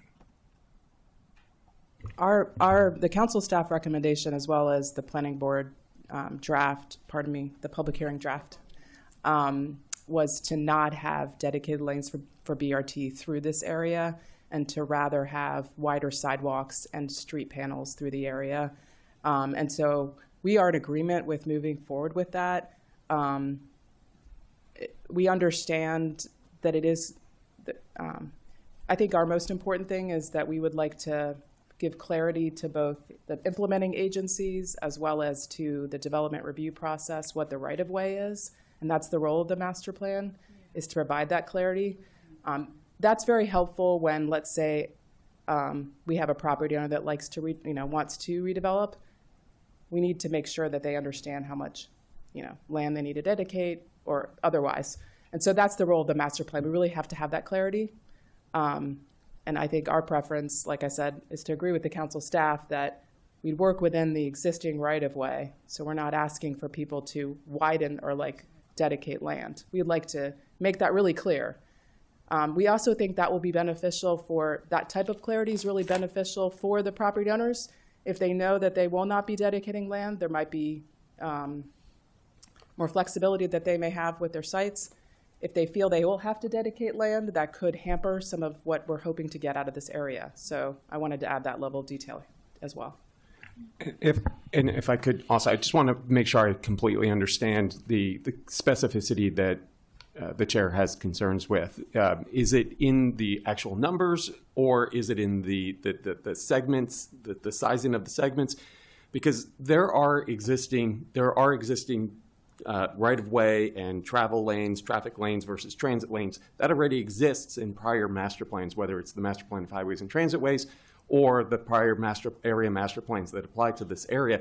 Those are all designated already. And so you can see on staff's report on the top of page 8, it shows the existing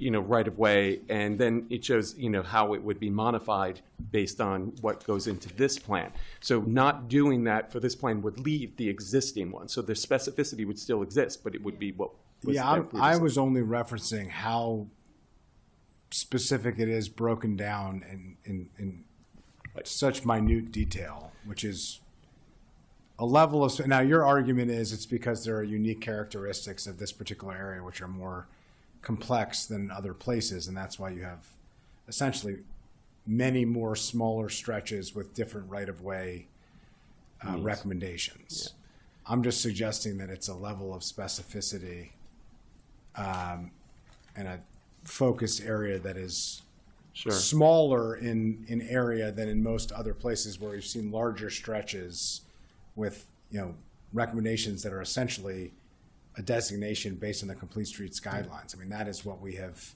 based up to this point. Since that we've had the complete streets guidelines, we have just adopted effectively the complete streets guidelines as the right-of-way recommendation. And within a margin, we discussed this, in the Great Seneca Science Corridor, for instance, there was some wiggle room within that, some level of discretion. And so we were able to make an adjustment to address a concern that was raised, but do it, in a way that was still consistent with the complete street guidelines.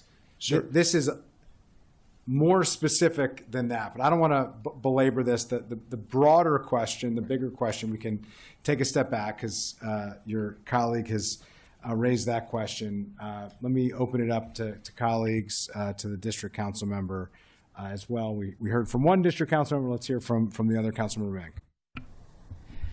Thanks. Yeah, the my primary, well, it sounds like there's agreement that that we don't need to do a dedicated bus lane for this portion directly through the heart of the Four Corners intersection. Is that correct? Is that what I'm hearing? No. Council staff's recommendation is the public hearing draft version, which you see before you repurposes one travel lane to provide those complete streets design guide standard, very wide sort of breezeway and pedestrian facilities, but without a dedicated transit lane. I've heard planning staff say that they would support that option. Okay. So but the planning board draft remains having the transit lanes through. I hope that answers your question. Right. Yes. Thank you. Okay. So, yeah, I think that as you all have seen in my memo previously, that maintaining a dedicated lane, or adding a dedicated lane, I should say, through the heart of the intersection here, I don't think is going to make sense traffic-wise. I do support keeping it on University where it is currently. I think that is data backed, as I've said previously. And I agree with the district council member on that point. And it's also extremely important for us to have pedestrian improvements throughout this area, as we've been talking about this entire time. Residents, and including myself, want to make these pedestrian improvements like as quickly as possible and as realistically as possible. Right now, the conditions on University for most of that main Four Corners areas are not good. There's no buffer in some areas, or a very small grass buffer, like maybe a foot or two there. Really, you cannot bike with a small kid along there safely and feel okay about it. So that we really need this part of the plan to be actionable, realistic, as much as is possible within the landscape that we are in right now. And then we want to also avoid massive traffic backups, because we know that is what this area is known for as well. So we are able to achieve that without repurposing one of the travel lanes for a dedicated bus lane or for pedestrian improvements. With the narrowing of the lanes, as is suggested in the phase 1 improvements, by narrowing the lanes, we are able to get pretty significant additional pedestrian infrastructure, sidewalk, and buffer as well, and without taking additional right of way.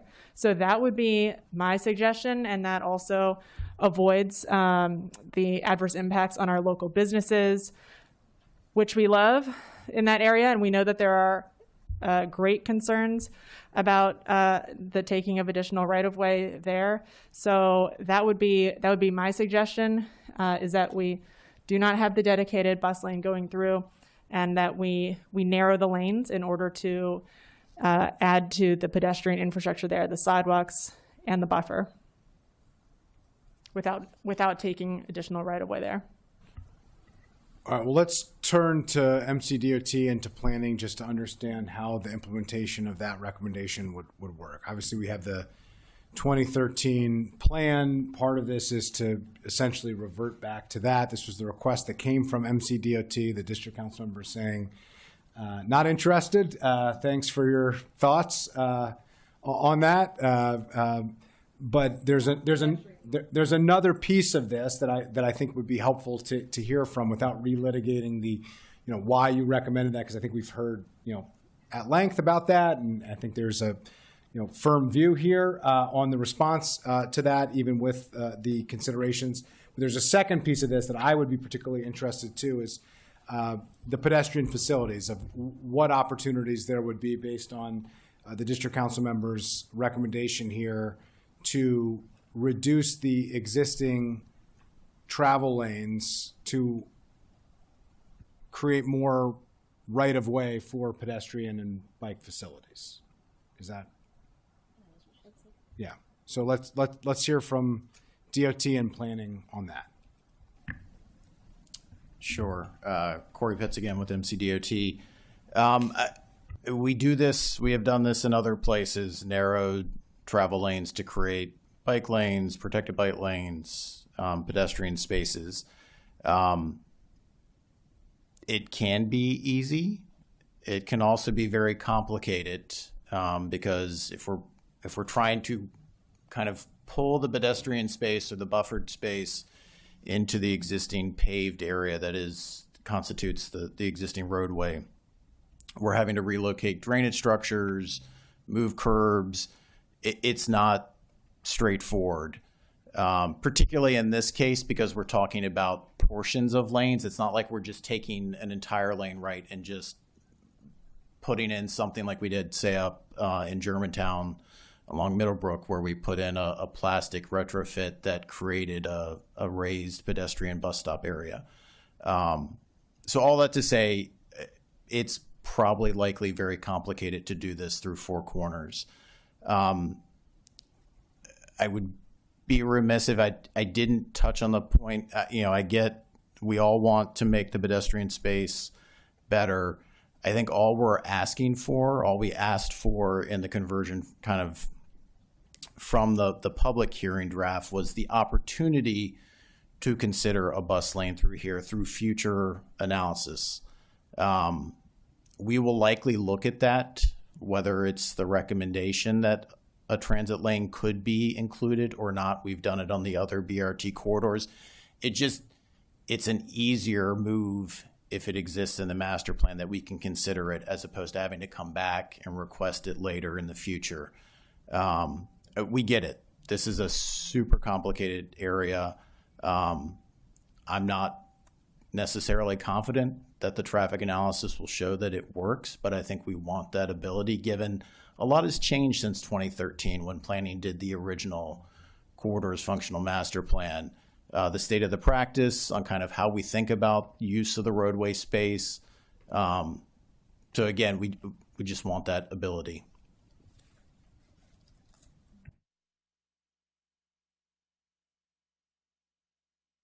I can speak to the question about how. Yeah, let's hear from planning. Yeah, thank you. Alex Rixey for the record, to speak to the question about what could be achieved within the existing right-of-way and just by what we call a lane diet, changing the lane widths to the complete street design guide minimums, but not actually repurposing a travel lane, which is what I understand Councilmember Mink is suggesting.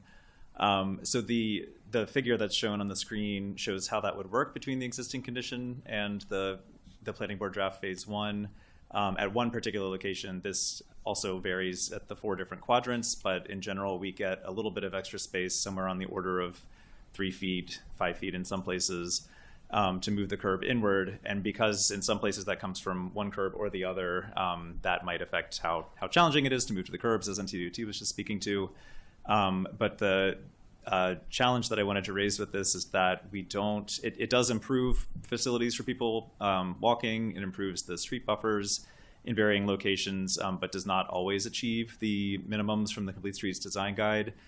So in this case, which is in the westbound direction, in front of the Jerk House and across from the 7-Eleven and the McDonald's, if you're familiar with that area, it does achieve a 6-foot street buffer on one side of the street, but there's not enough space to widen the sidewalk and the street buffer on the other side of the street in front of the McDonald's. And in the staff report, page 8 does a really good job of breaking down each of these for the 4 quadrants in the top table under phase 1. And the areas that this would still leave challenges with are in the sidewalk width in 4 of the corners of the 4 corners.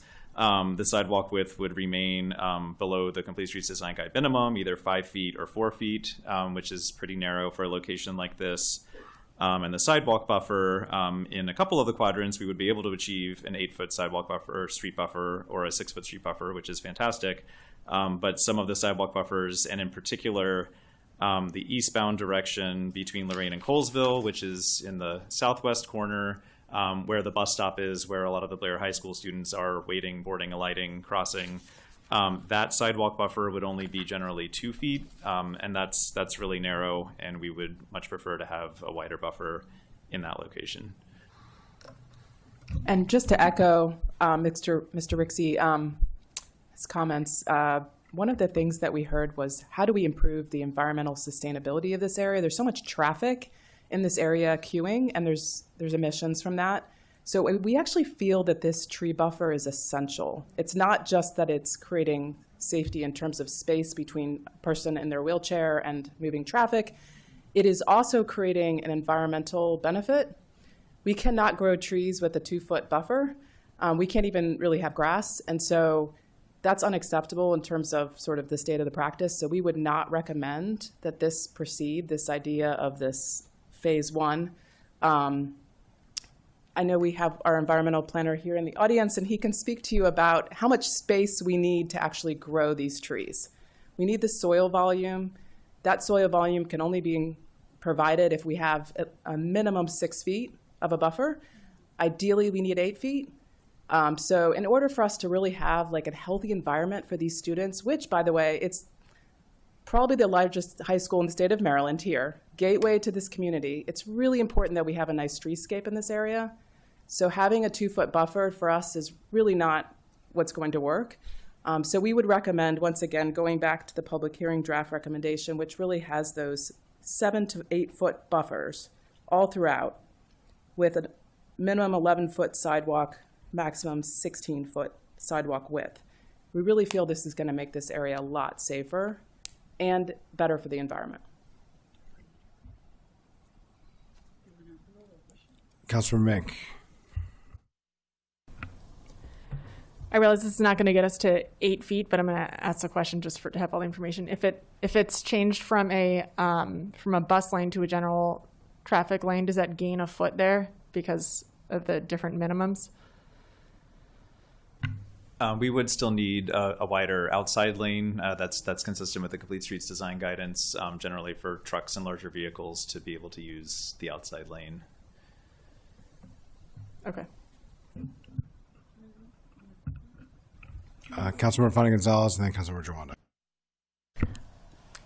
I have done quite a few meetings on this with different civic associations groups throughout my district in this area, and every single group that I have met with has agreed that they want a safe University Boulevard corridor. They want people be able to walk. They want to be able to bike from one area to the other, crossing University Boulevard. And I think the public hearing draft gets us there. And so that's the plan I'm going to endorse and vote for. Especially, I think the last comments from staff on the environmental aspect is key. I have worked on so many sector plans throughout the county before I came to the county council, and having a tree canopy in these big boulevards, it's crucial. We have to have them if you really embrace, that we need to have a sustainable community. You need to fight for this. So I'm going to stick with the public hearing draft as council staff has recommended, so we can move on. Councilmember Jawanda. Thank you. So the 2 foot, you could do a tree line on one side but not on the other, I guess, under the proposal. If I'm reading this right and understanding what you're saying. Yeah, that's correct. Under Councilmember Mink's proposal. I believe in the other direction, it's a 5 to 6 foot sidewalk buffer, which at 6 feet you can have pretty healthy street trees. 5 gets a little tight, but yes. Okay. So obviously you want to have them on both. You could have a buffer on both sides. I was a little confused that you couldn't put grass in 2 to 3 feet, but I feel like I've seen that, but I'm not the expert, so would love to hear about that. But get the point about not being able to have the trees. I'm assuming you're the expert on the trees. Yeah, not the buttons that we have up here, but I'm not an expert on them either. So thank you. For the record, Steve Findlay with the Environment and Climate Division and Planning, and there are a number of reasons why having at least a 6 foot panel to plant the trees in is really critical, and it has to do with being able to grow a healthy tree canopy that's going to be big enough to be effective to provide the shade that's necessary as we get more and more of these extreme heat events. If we're going to have people out walking and biking and rolling, and they're going to be out exposed to those kinds of temperatures, it is a critical human health issue. Healthy tree canopy is also going to be more effective at filtering the emissions and pollutants from the air that people are exposed to, again, if they're out walking, biking, rolling, and waiting at bus stops as well, as a lot of people do along this corridor. So the soil volume and space for the trees is really an issue. If you have smaller areas, the trees not only don't create the kind of buffer or canopy you want, but they also don't tend to survive. So they have to be, they're more spindly, they have to be replaced more often. We really do think trees aren't nice. They're necessary. Absolutely. And you could have trees on one side and you could have grass or something on the other barrier that's on the other buffer, if I'm using the right terms. Would 2 to 3 feet allow you that on the other side? I know it wouldn't allow for a tree, but. I think, also just underscoring Mr. Finley's point about if we're going to have people walking, biking, and rolling here, I just want to emphasize that we do today, and many of those are the students crossing to Blair High School, and that on that side and on that corner particularly, that's where the bus stop is, that's where these students are waiting, and the volume of pedestrians crossing that particular intersection of eastbound University to US 29 has a higher volume of crossing pedestrians than US 29 at Georgia Avenue in downtown Silver Spring. It's a very highly used pedestrian crossing. And no, absolutely. Just in the public hearing draft, is great for pedestrians. I think in what we're describing, no matter what, this is going to improve life for pedestrians. So I think it's like we're mostly talking about like what would be the best ideal situation, but we're also having to balance that against losing a travel lane. Right, and what that means for the community as well. Have there been any? Did you all do any analysis around what that would do to traffic? Could you talk about that? Yeah, that analysis was part of the process. And thank you to your colleague as well. Yeah, thanks. That was part of our process of developing the recommendations, going all the way back to the consideration of. Four Corners broadly. We held a charrette with MCDOT and with SHA and with the community and had a consultant to do a driving time analysis of travel through the Four Corners area.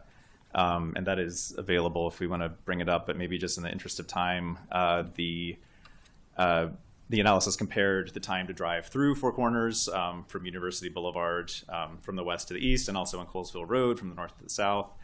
And estimated the average change in the travel time versus existing conditions.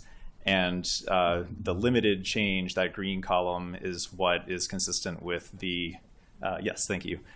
That's what's consistent with the, actually either scenario that's repurposing a travel lane per direction. You can ignore the street grid version. That's the street grid version of Four Corners that the plan does not recommend, but the limited change version estimated an increase of 8 seconds on average through the Four Corners area in the AM peak hour and an increase of 11 seconds in the PM peak hour. So it does increase travel times, but in my opinion, relatively modestly. I would leave that to the council to make that decision. I appreciate that, and thanks for pulling that up so quickly. I turn it back to the chair. All right, so I think it would be helpful for us to see. 2 feet is too small, obviously, to put a tree in. So that is not a buffer that includes tree canopy. I am interested to see actual examples of 5 feet versus 6 feet versus 8 feet, because there are examples that I can think of that seem to me like they are tree buffers that have 5 or 6 feet. I think it's important to understand what a buffer is. The purpose of the buffer is if somebody is using the sidewalk in a stroller, for instance, and they trip, do they trip and get dumped into the street and get run over by a car and probably die because the car is likely to be going 40 miles per hour, which means they're 80% or higher likelihood to be dead? Or do they trip and fall into mulch or fall into a tree or fall into a shrub?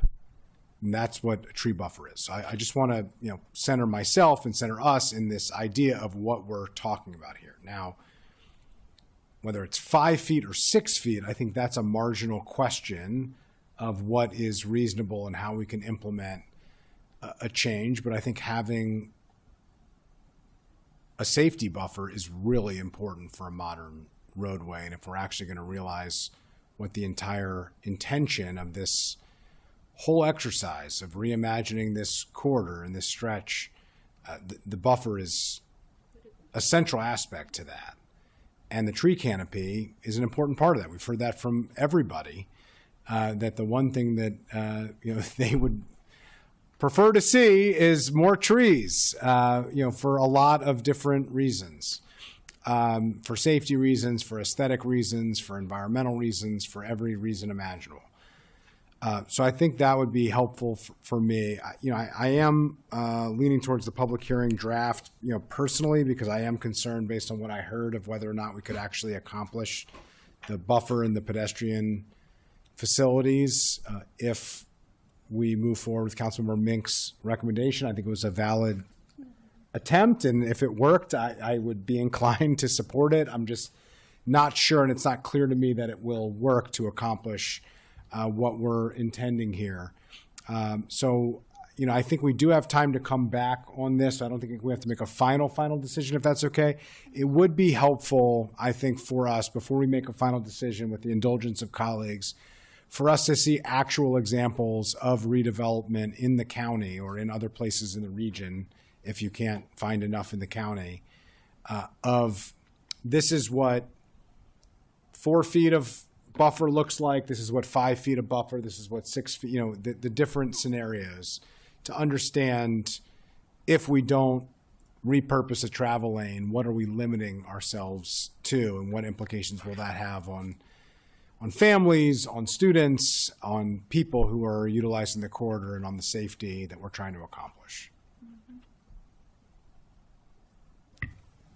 Yeah, we can work with planning staff to have that ready for next week. Great, because it's helpful to see how it looks with the superimposed pictures of what buses and cars and people look like. But I think it'd be really helpful to see it in the real world of here's what this looks like, and here's the difference of what can and can't happen. Here's where a tree could go or not go. Because I will say, from my own personal perspective, 8 feet, 6 feet seems like, ideally that'd be great, but it seems wider than I've seen some successful buffers in certain parts of the county, particularly in some of the urbanized areas of the county that have been redeveloped. It seems like there is a smaller buffer that accomplishes trees.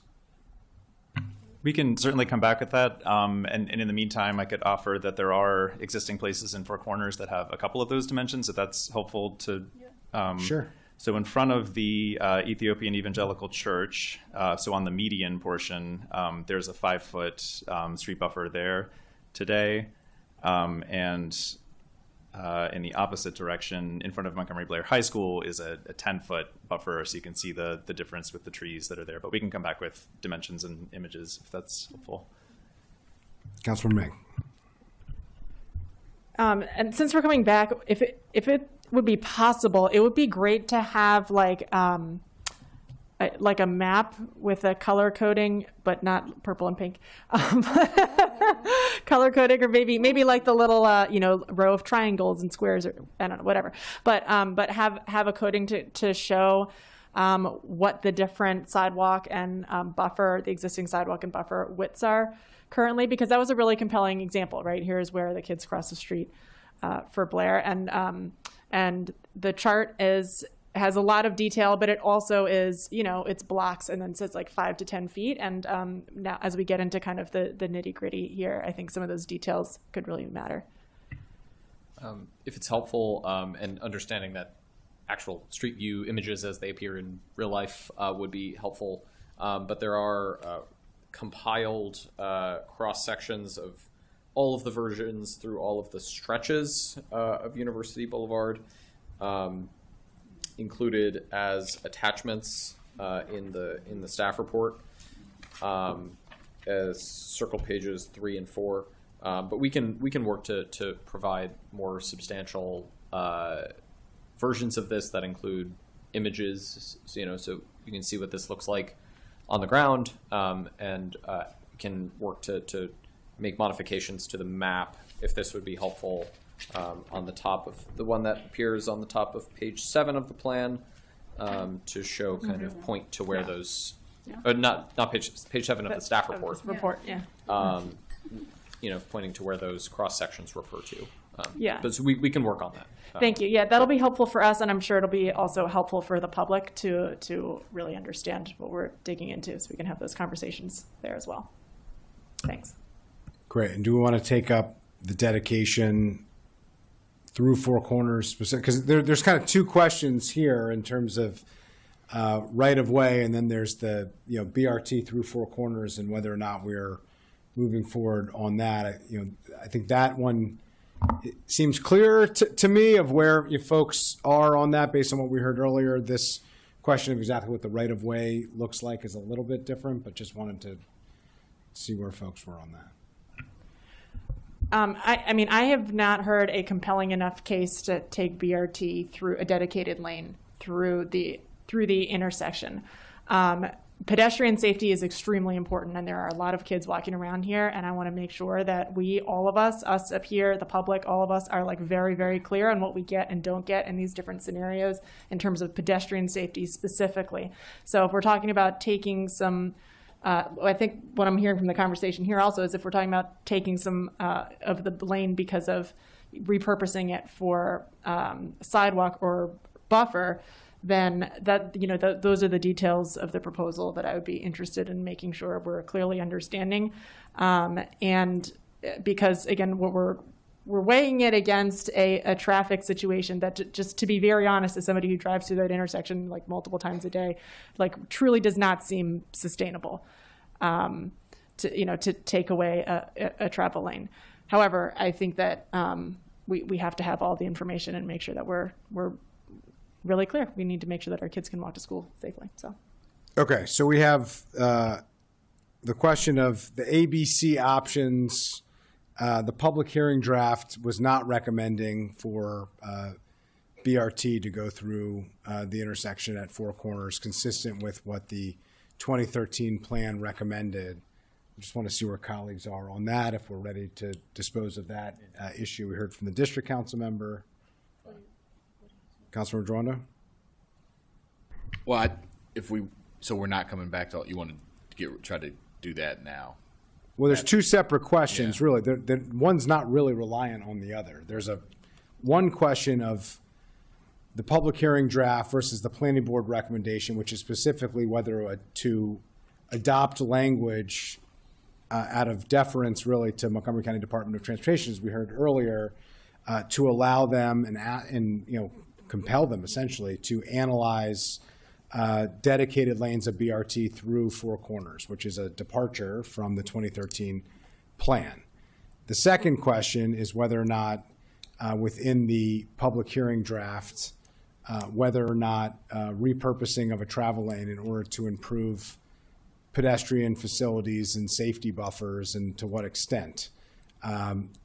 My suggestion is to defer on the second part of that question, because we're going to get some additional information. It doesn't seem to me that we need additional information on the first question. It's really a question of, do we want to stick to the 2013 plan, or do we want to give master plan language to compel Department of Transportation, as they have requested, to study dedicated BRT through the corridor? The district council member raised concerns with that, of what the impacts and the practicality would be. And my suggestion is I think we could dispose of the dedicated bus question and come back on the repurposing of travel lanes for pedestrian and safety buffer considerations, and exactly what the right-of-way numbers ought to be. Yeah, dispose in the sense of not included the language. I mean, it sounded like you were going to study it no matter what, which I think you should, just for due diligence. But you said it might be easier for you if you had the language in the, But yeah, I think, to me, I'm happy to not include it because you're going to already do it. So I don't. Yeah, and it'll come back. I mean, it can be part and should be part, and I expect it to be part of the preferred alternative question. I think your argument is it will strengthen your argument if it's in conformance with the master plan language. Can I add something very quickly? Councilmember Fani-Gonzalez. I am on page 9 from the council staff report, and I see the bottom of page 9 has a suggestion from council staff, which I think it will solve this issue. It says, evaluate options to improve transit performance through four corners to bridge the gap in master plan bus-only lanes in that segment on University Boulevard. These options may include transit signal priority or relocating bus stops, but not repurposing general travel lanes to bus-only lanes. Would that solve this or no? I have a suggestion on that. If we do adopt that language, I appreciate the attempt. I have a different stab at what the language ought to be. So if we do move forward with that. So I listen, all things being equal on a bus rapid transit system, true bus rapid transit has dedicated lanes. Right.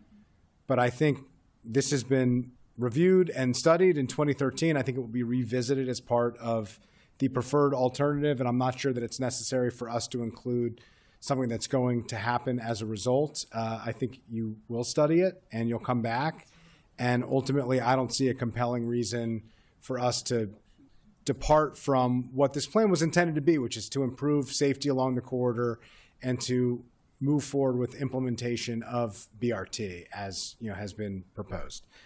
Having said that, I do think if we included language, and I'm going to adjust the language slightly, only to take out some parts. I don't love the bridge the gap, in master plan bus only lanes. I'm not sure that is evergreen in terms of what a master plan should have, and I think it's perhaps unnecessary at the end, but not repurposing general travel lanes to bus only lanes.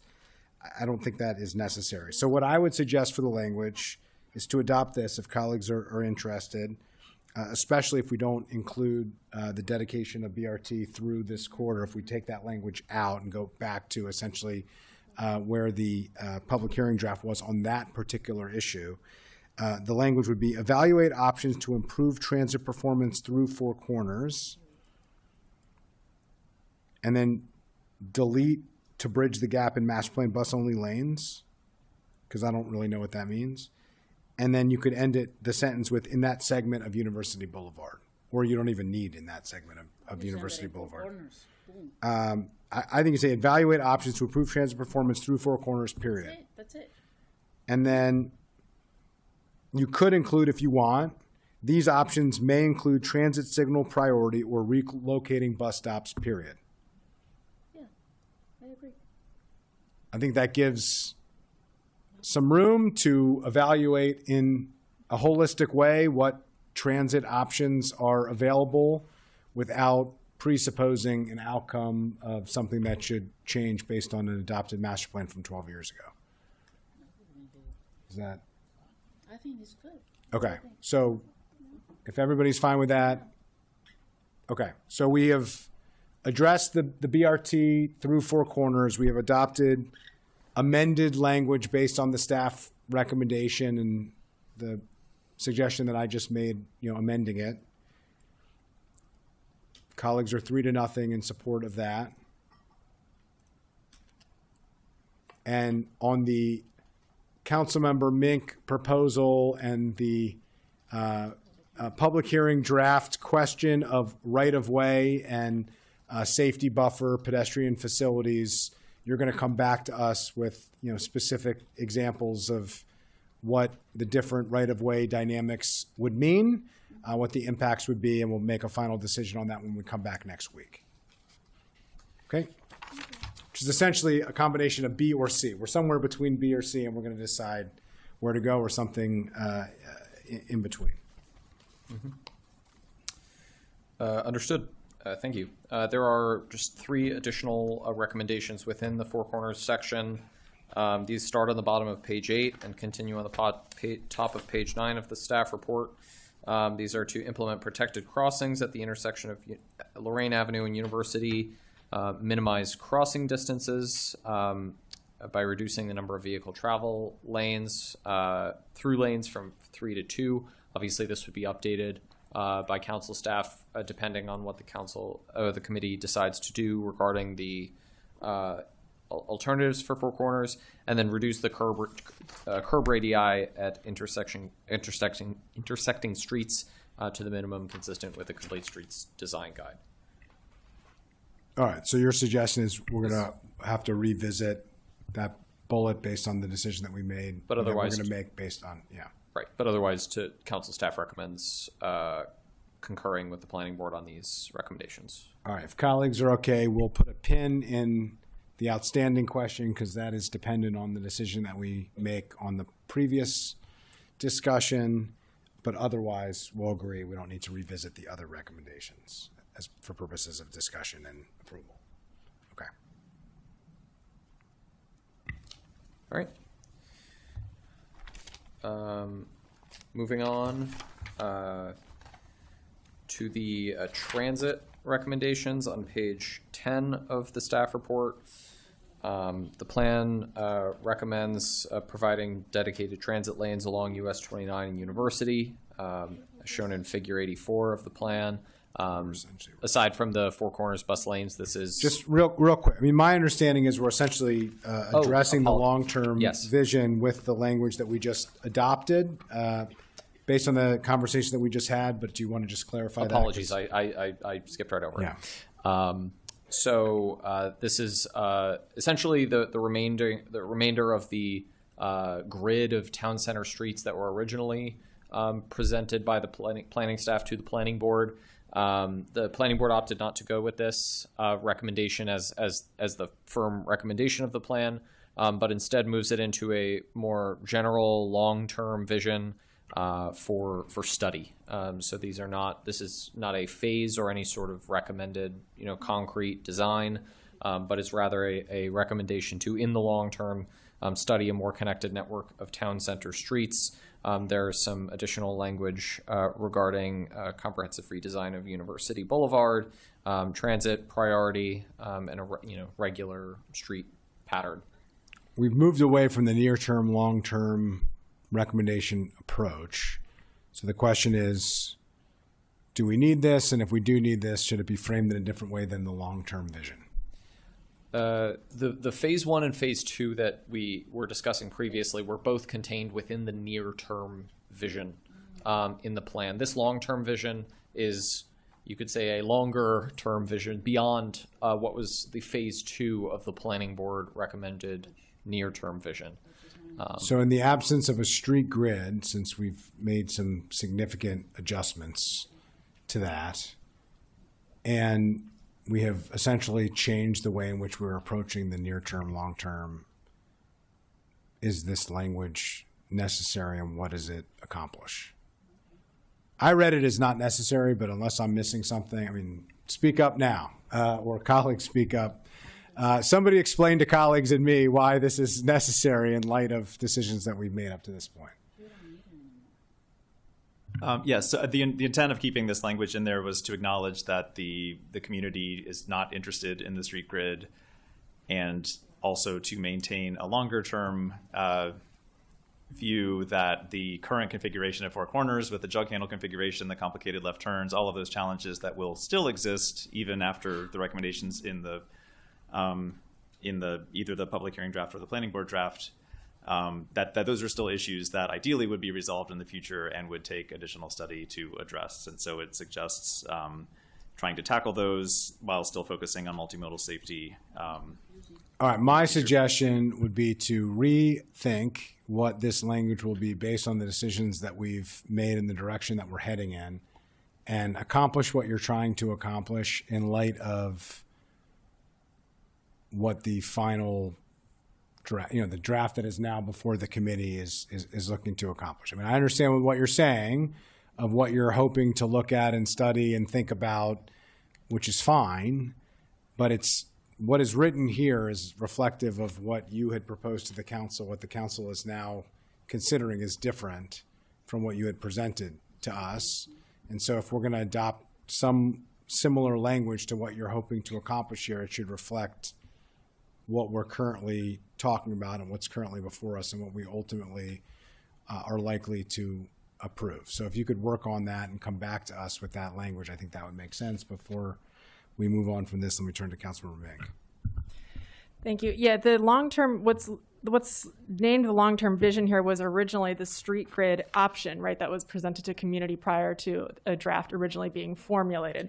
So there was, and then the short-term vision was, it was like an option A and an option B.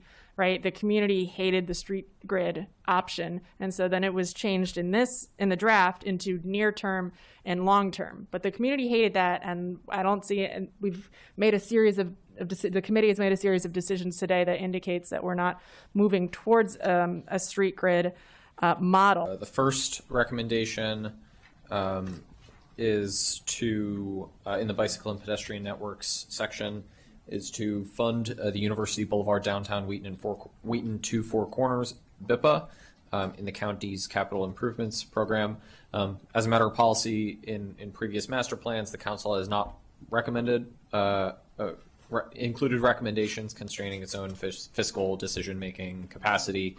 Therefore, council staff suggests the committee recommend removing this recommendation from the plan. Without objection, I mean, this is just not the right, Wait a minute, that's too easy. not the right place for it. Let me turn it to Councilmember Fani Gonzalez, who has strong feelings about the BIPA funding recommendations. I know it's not the right thing to do to put it here, but I just want to state my strong support that we must work on getting money to implement all these measures that we're putting on this master plan. So yes, I agree that we shouldn't put it here because it doesn't belong there, but I appreciate you guys for bringing it up. So it will not be forgotten. Understood. Good try, but we're not including it. And Councilmember, and I will just say that to Councilmember Fani Gonzalez's point, we're so interested in the pedestrian safety improvements here that and the public is interested how are we actually going to get them funded, and this is a mechanism, though not appropriate here. I also want to just say very supportive of us signaling that we agree and we want to get as many of these funded as possible. So. Agree to agree, colleagues. Right sentiment, wrong place for it. We will reserve the right place for it elsewhere. Thank you for that. Without objection, we'll accept the staff recommendation. Let's continue. Thank you. So the plan also recommends several other pedestrian safety measures, some of which are reference specific locations, others of which are broad across the plan. So this first tranche of recommendations is side paths and buffers on University, 10-foot side paths and 8-foot street buffers, upgrading all intersections with high visibility continental or ladder crosswalk markings for all pedestrian approaches, providing protected pedestrian crossings, ensuring ADA accessibility for all public pathways, reducing crossing distances, ensuring consistent street lighting, implementing no right turn on red restrictions at signalized intersections, providing leading pedestrian intervals, and achieving a pedestrian level of comfort score of 2 or better across and along the right-of-way. Appreciate that. I just want to note, particularly the no right turn on red. We've heard quite a bit about that. I did want to note that this is largely an implementation of the Safe Streets Act of 2023, Councilmember Glass's bill that was approved by the council. And so it is consistent with that. A number of the other items are consistent with the Vision Zero policies of the county. Any other comments from colleagues on this? Okay, without objection. Thank you. Plan also recommends creating an improved cycling network, including in the 2018 bicycle master plan. It included a side path breezeway along the north side of University Boulevard, while this plan recommends one 10-foot side path on each side. These side paths can be constructed within the 120-foot master plan right-of-way, and all of these all new recommended bikeways that come from the bicycle master plan are included on Figure 88 on page 127 of the plan. Further on bicycle recommendations, the plan recommends protected intersections, long-term bicycle parking, a trail connection across I-495, which you can see on the bottom, sort of a green dotted line around the 495 interchanges on the bottom of the map on the screen. The trail connection for people walking, biking, and rolling between Reedy Drive and University Boulevard. As you can see on the top of the plan in the map, and then a paved trail connection for people walking, biking, rolling between Haynes and University Boulevard through an existing 30-foot path dedication, which you can also see in this section. Councilmember Giordano. Just going back, not going to change my view, but I just want to put a point on this. We obviously spent a lot of time talking about the Arcola channelized right and changing that. We heard a lot in this plan from the public around, and have heard a lot over the years around the right turn on red. I think it is generally the correct policy. I voted for the Safe Streets Act because of that, particularly in our urban areas. I do believe that there are areas, because we're so geographically diverse, there are areas where it doesn't make as much safety sense. And there is an exception here of, not an exception, but the language around the DOT director or designee being able to determine that installing the no right turn on red would significantly impair public safety. I think it's worth, how is that discretion used or not used? What determinations do you make in that point? Just because I've heard a lot from folks in the public, I'm going to be 100% clear. There are many, many instances that you don't want to have a right turn on red because there's a lot of pedestrian traffic and it's not safe. But could you talk about, or you or whoever's appropriate to talk about, how and if and when that discretion would be used, and is that enough discretion given the equities we're weighing here, safety again always being the top priority? Ms. Peckett, hopefully that question makes sense. Sure, and we are in still the early months after the no turn on reds were installed this summer. But what we are looking at is any areas that have safety issues as a result. So for example, the queuing is so great that cars are starting to run red lights or make unsafe merging movements. So what we would do is observe traffic volumes at the intersections during the periods that we think unsafe behavior is observed. We would do traffic counts as well, but we actually we've heard lots of people complaining about intersections, but we have less in number of intersections that we have heard formal complaints that we think there's unsafe behavior occurring. So it's looking at that safety behavior of vehicles and potentially of pedestrians or cyclists, but really looking at the driver behavior. We will echo and just use this as a platform that if the public or council members or others are seeing unsafe behavior at any of these intersections with the new right turn on red, please bring them to our attention and we would be happy to take a look at those. Awesome. I appreciate that. Thank you for clarifying. Okay, thank you for flagging that. Let's continue. Thank you. The plan also has recommendations for bike share and micromobility, and about a dozen new recommended bike share stations listed on the bottom of page 12.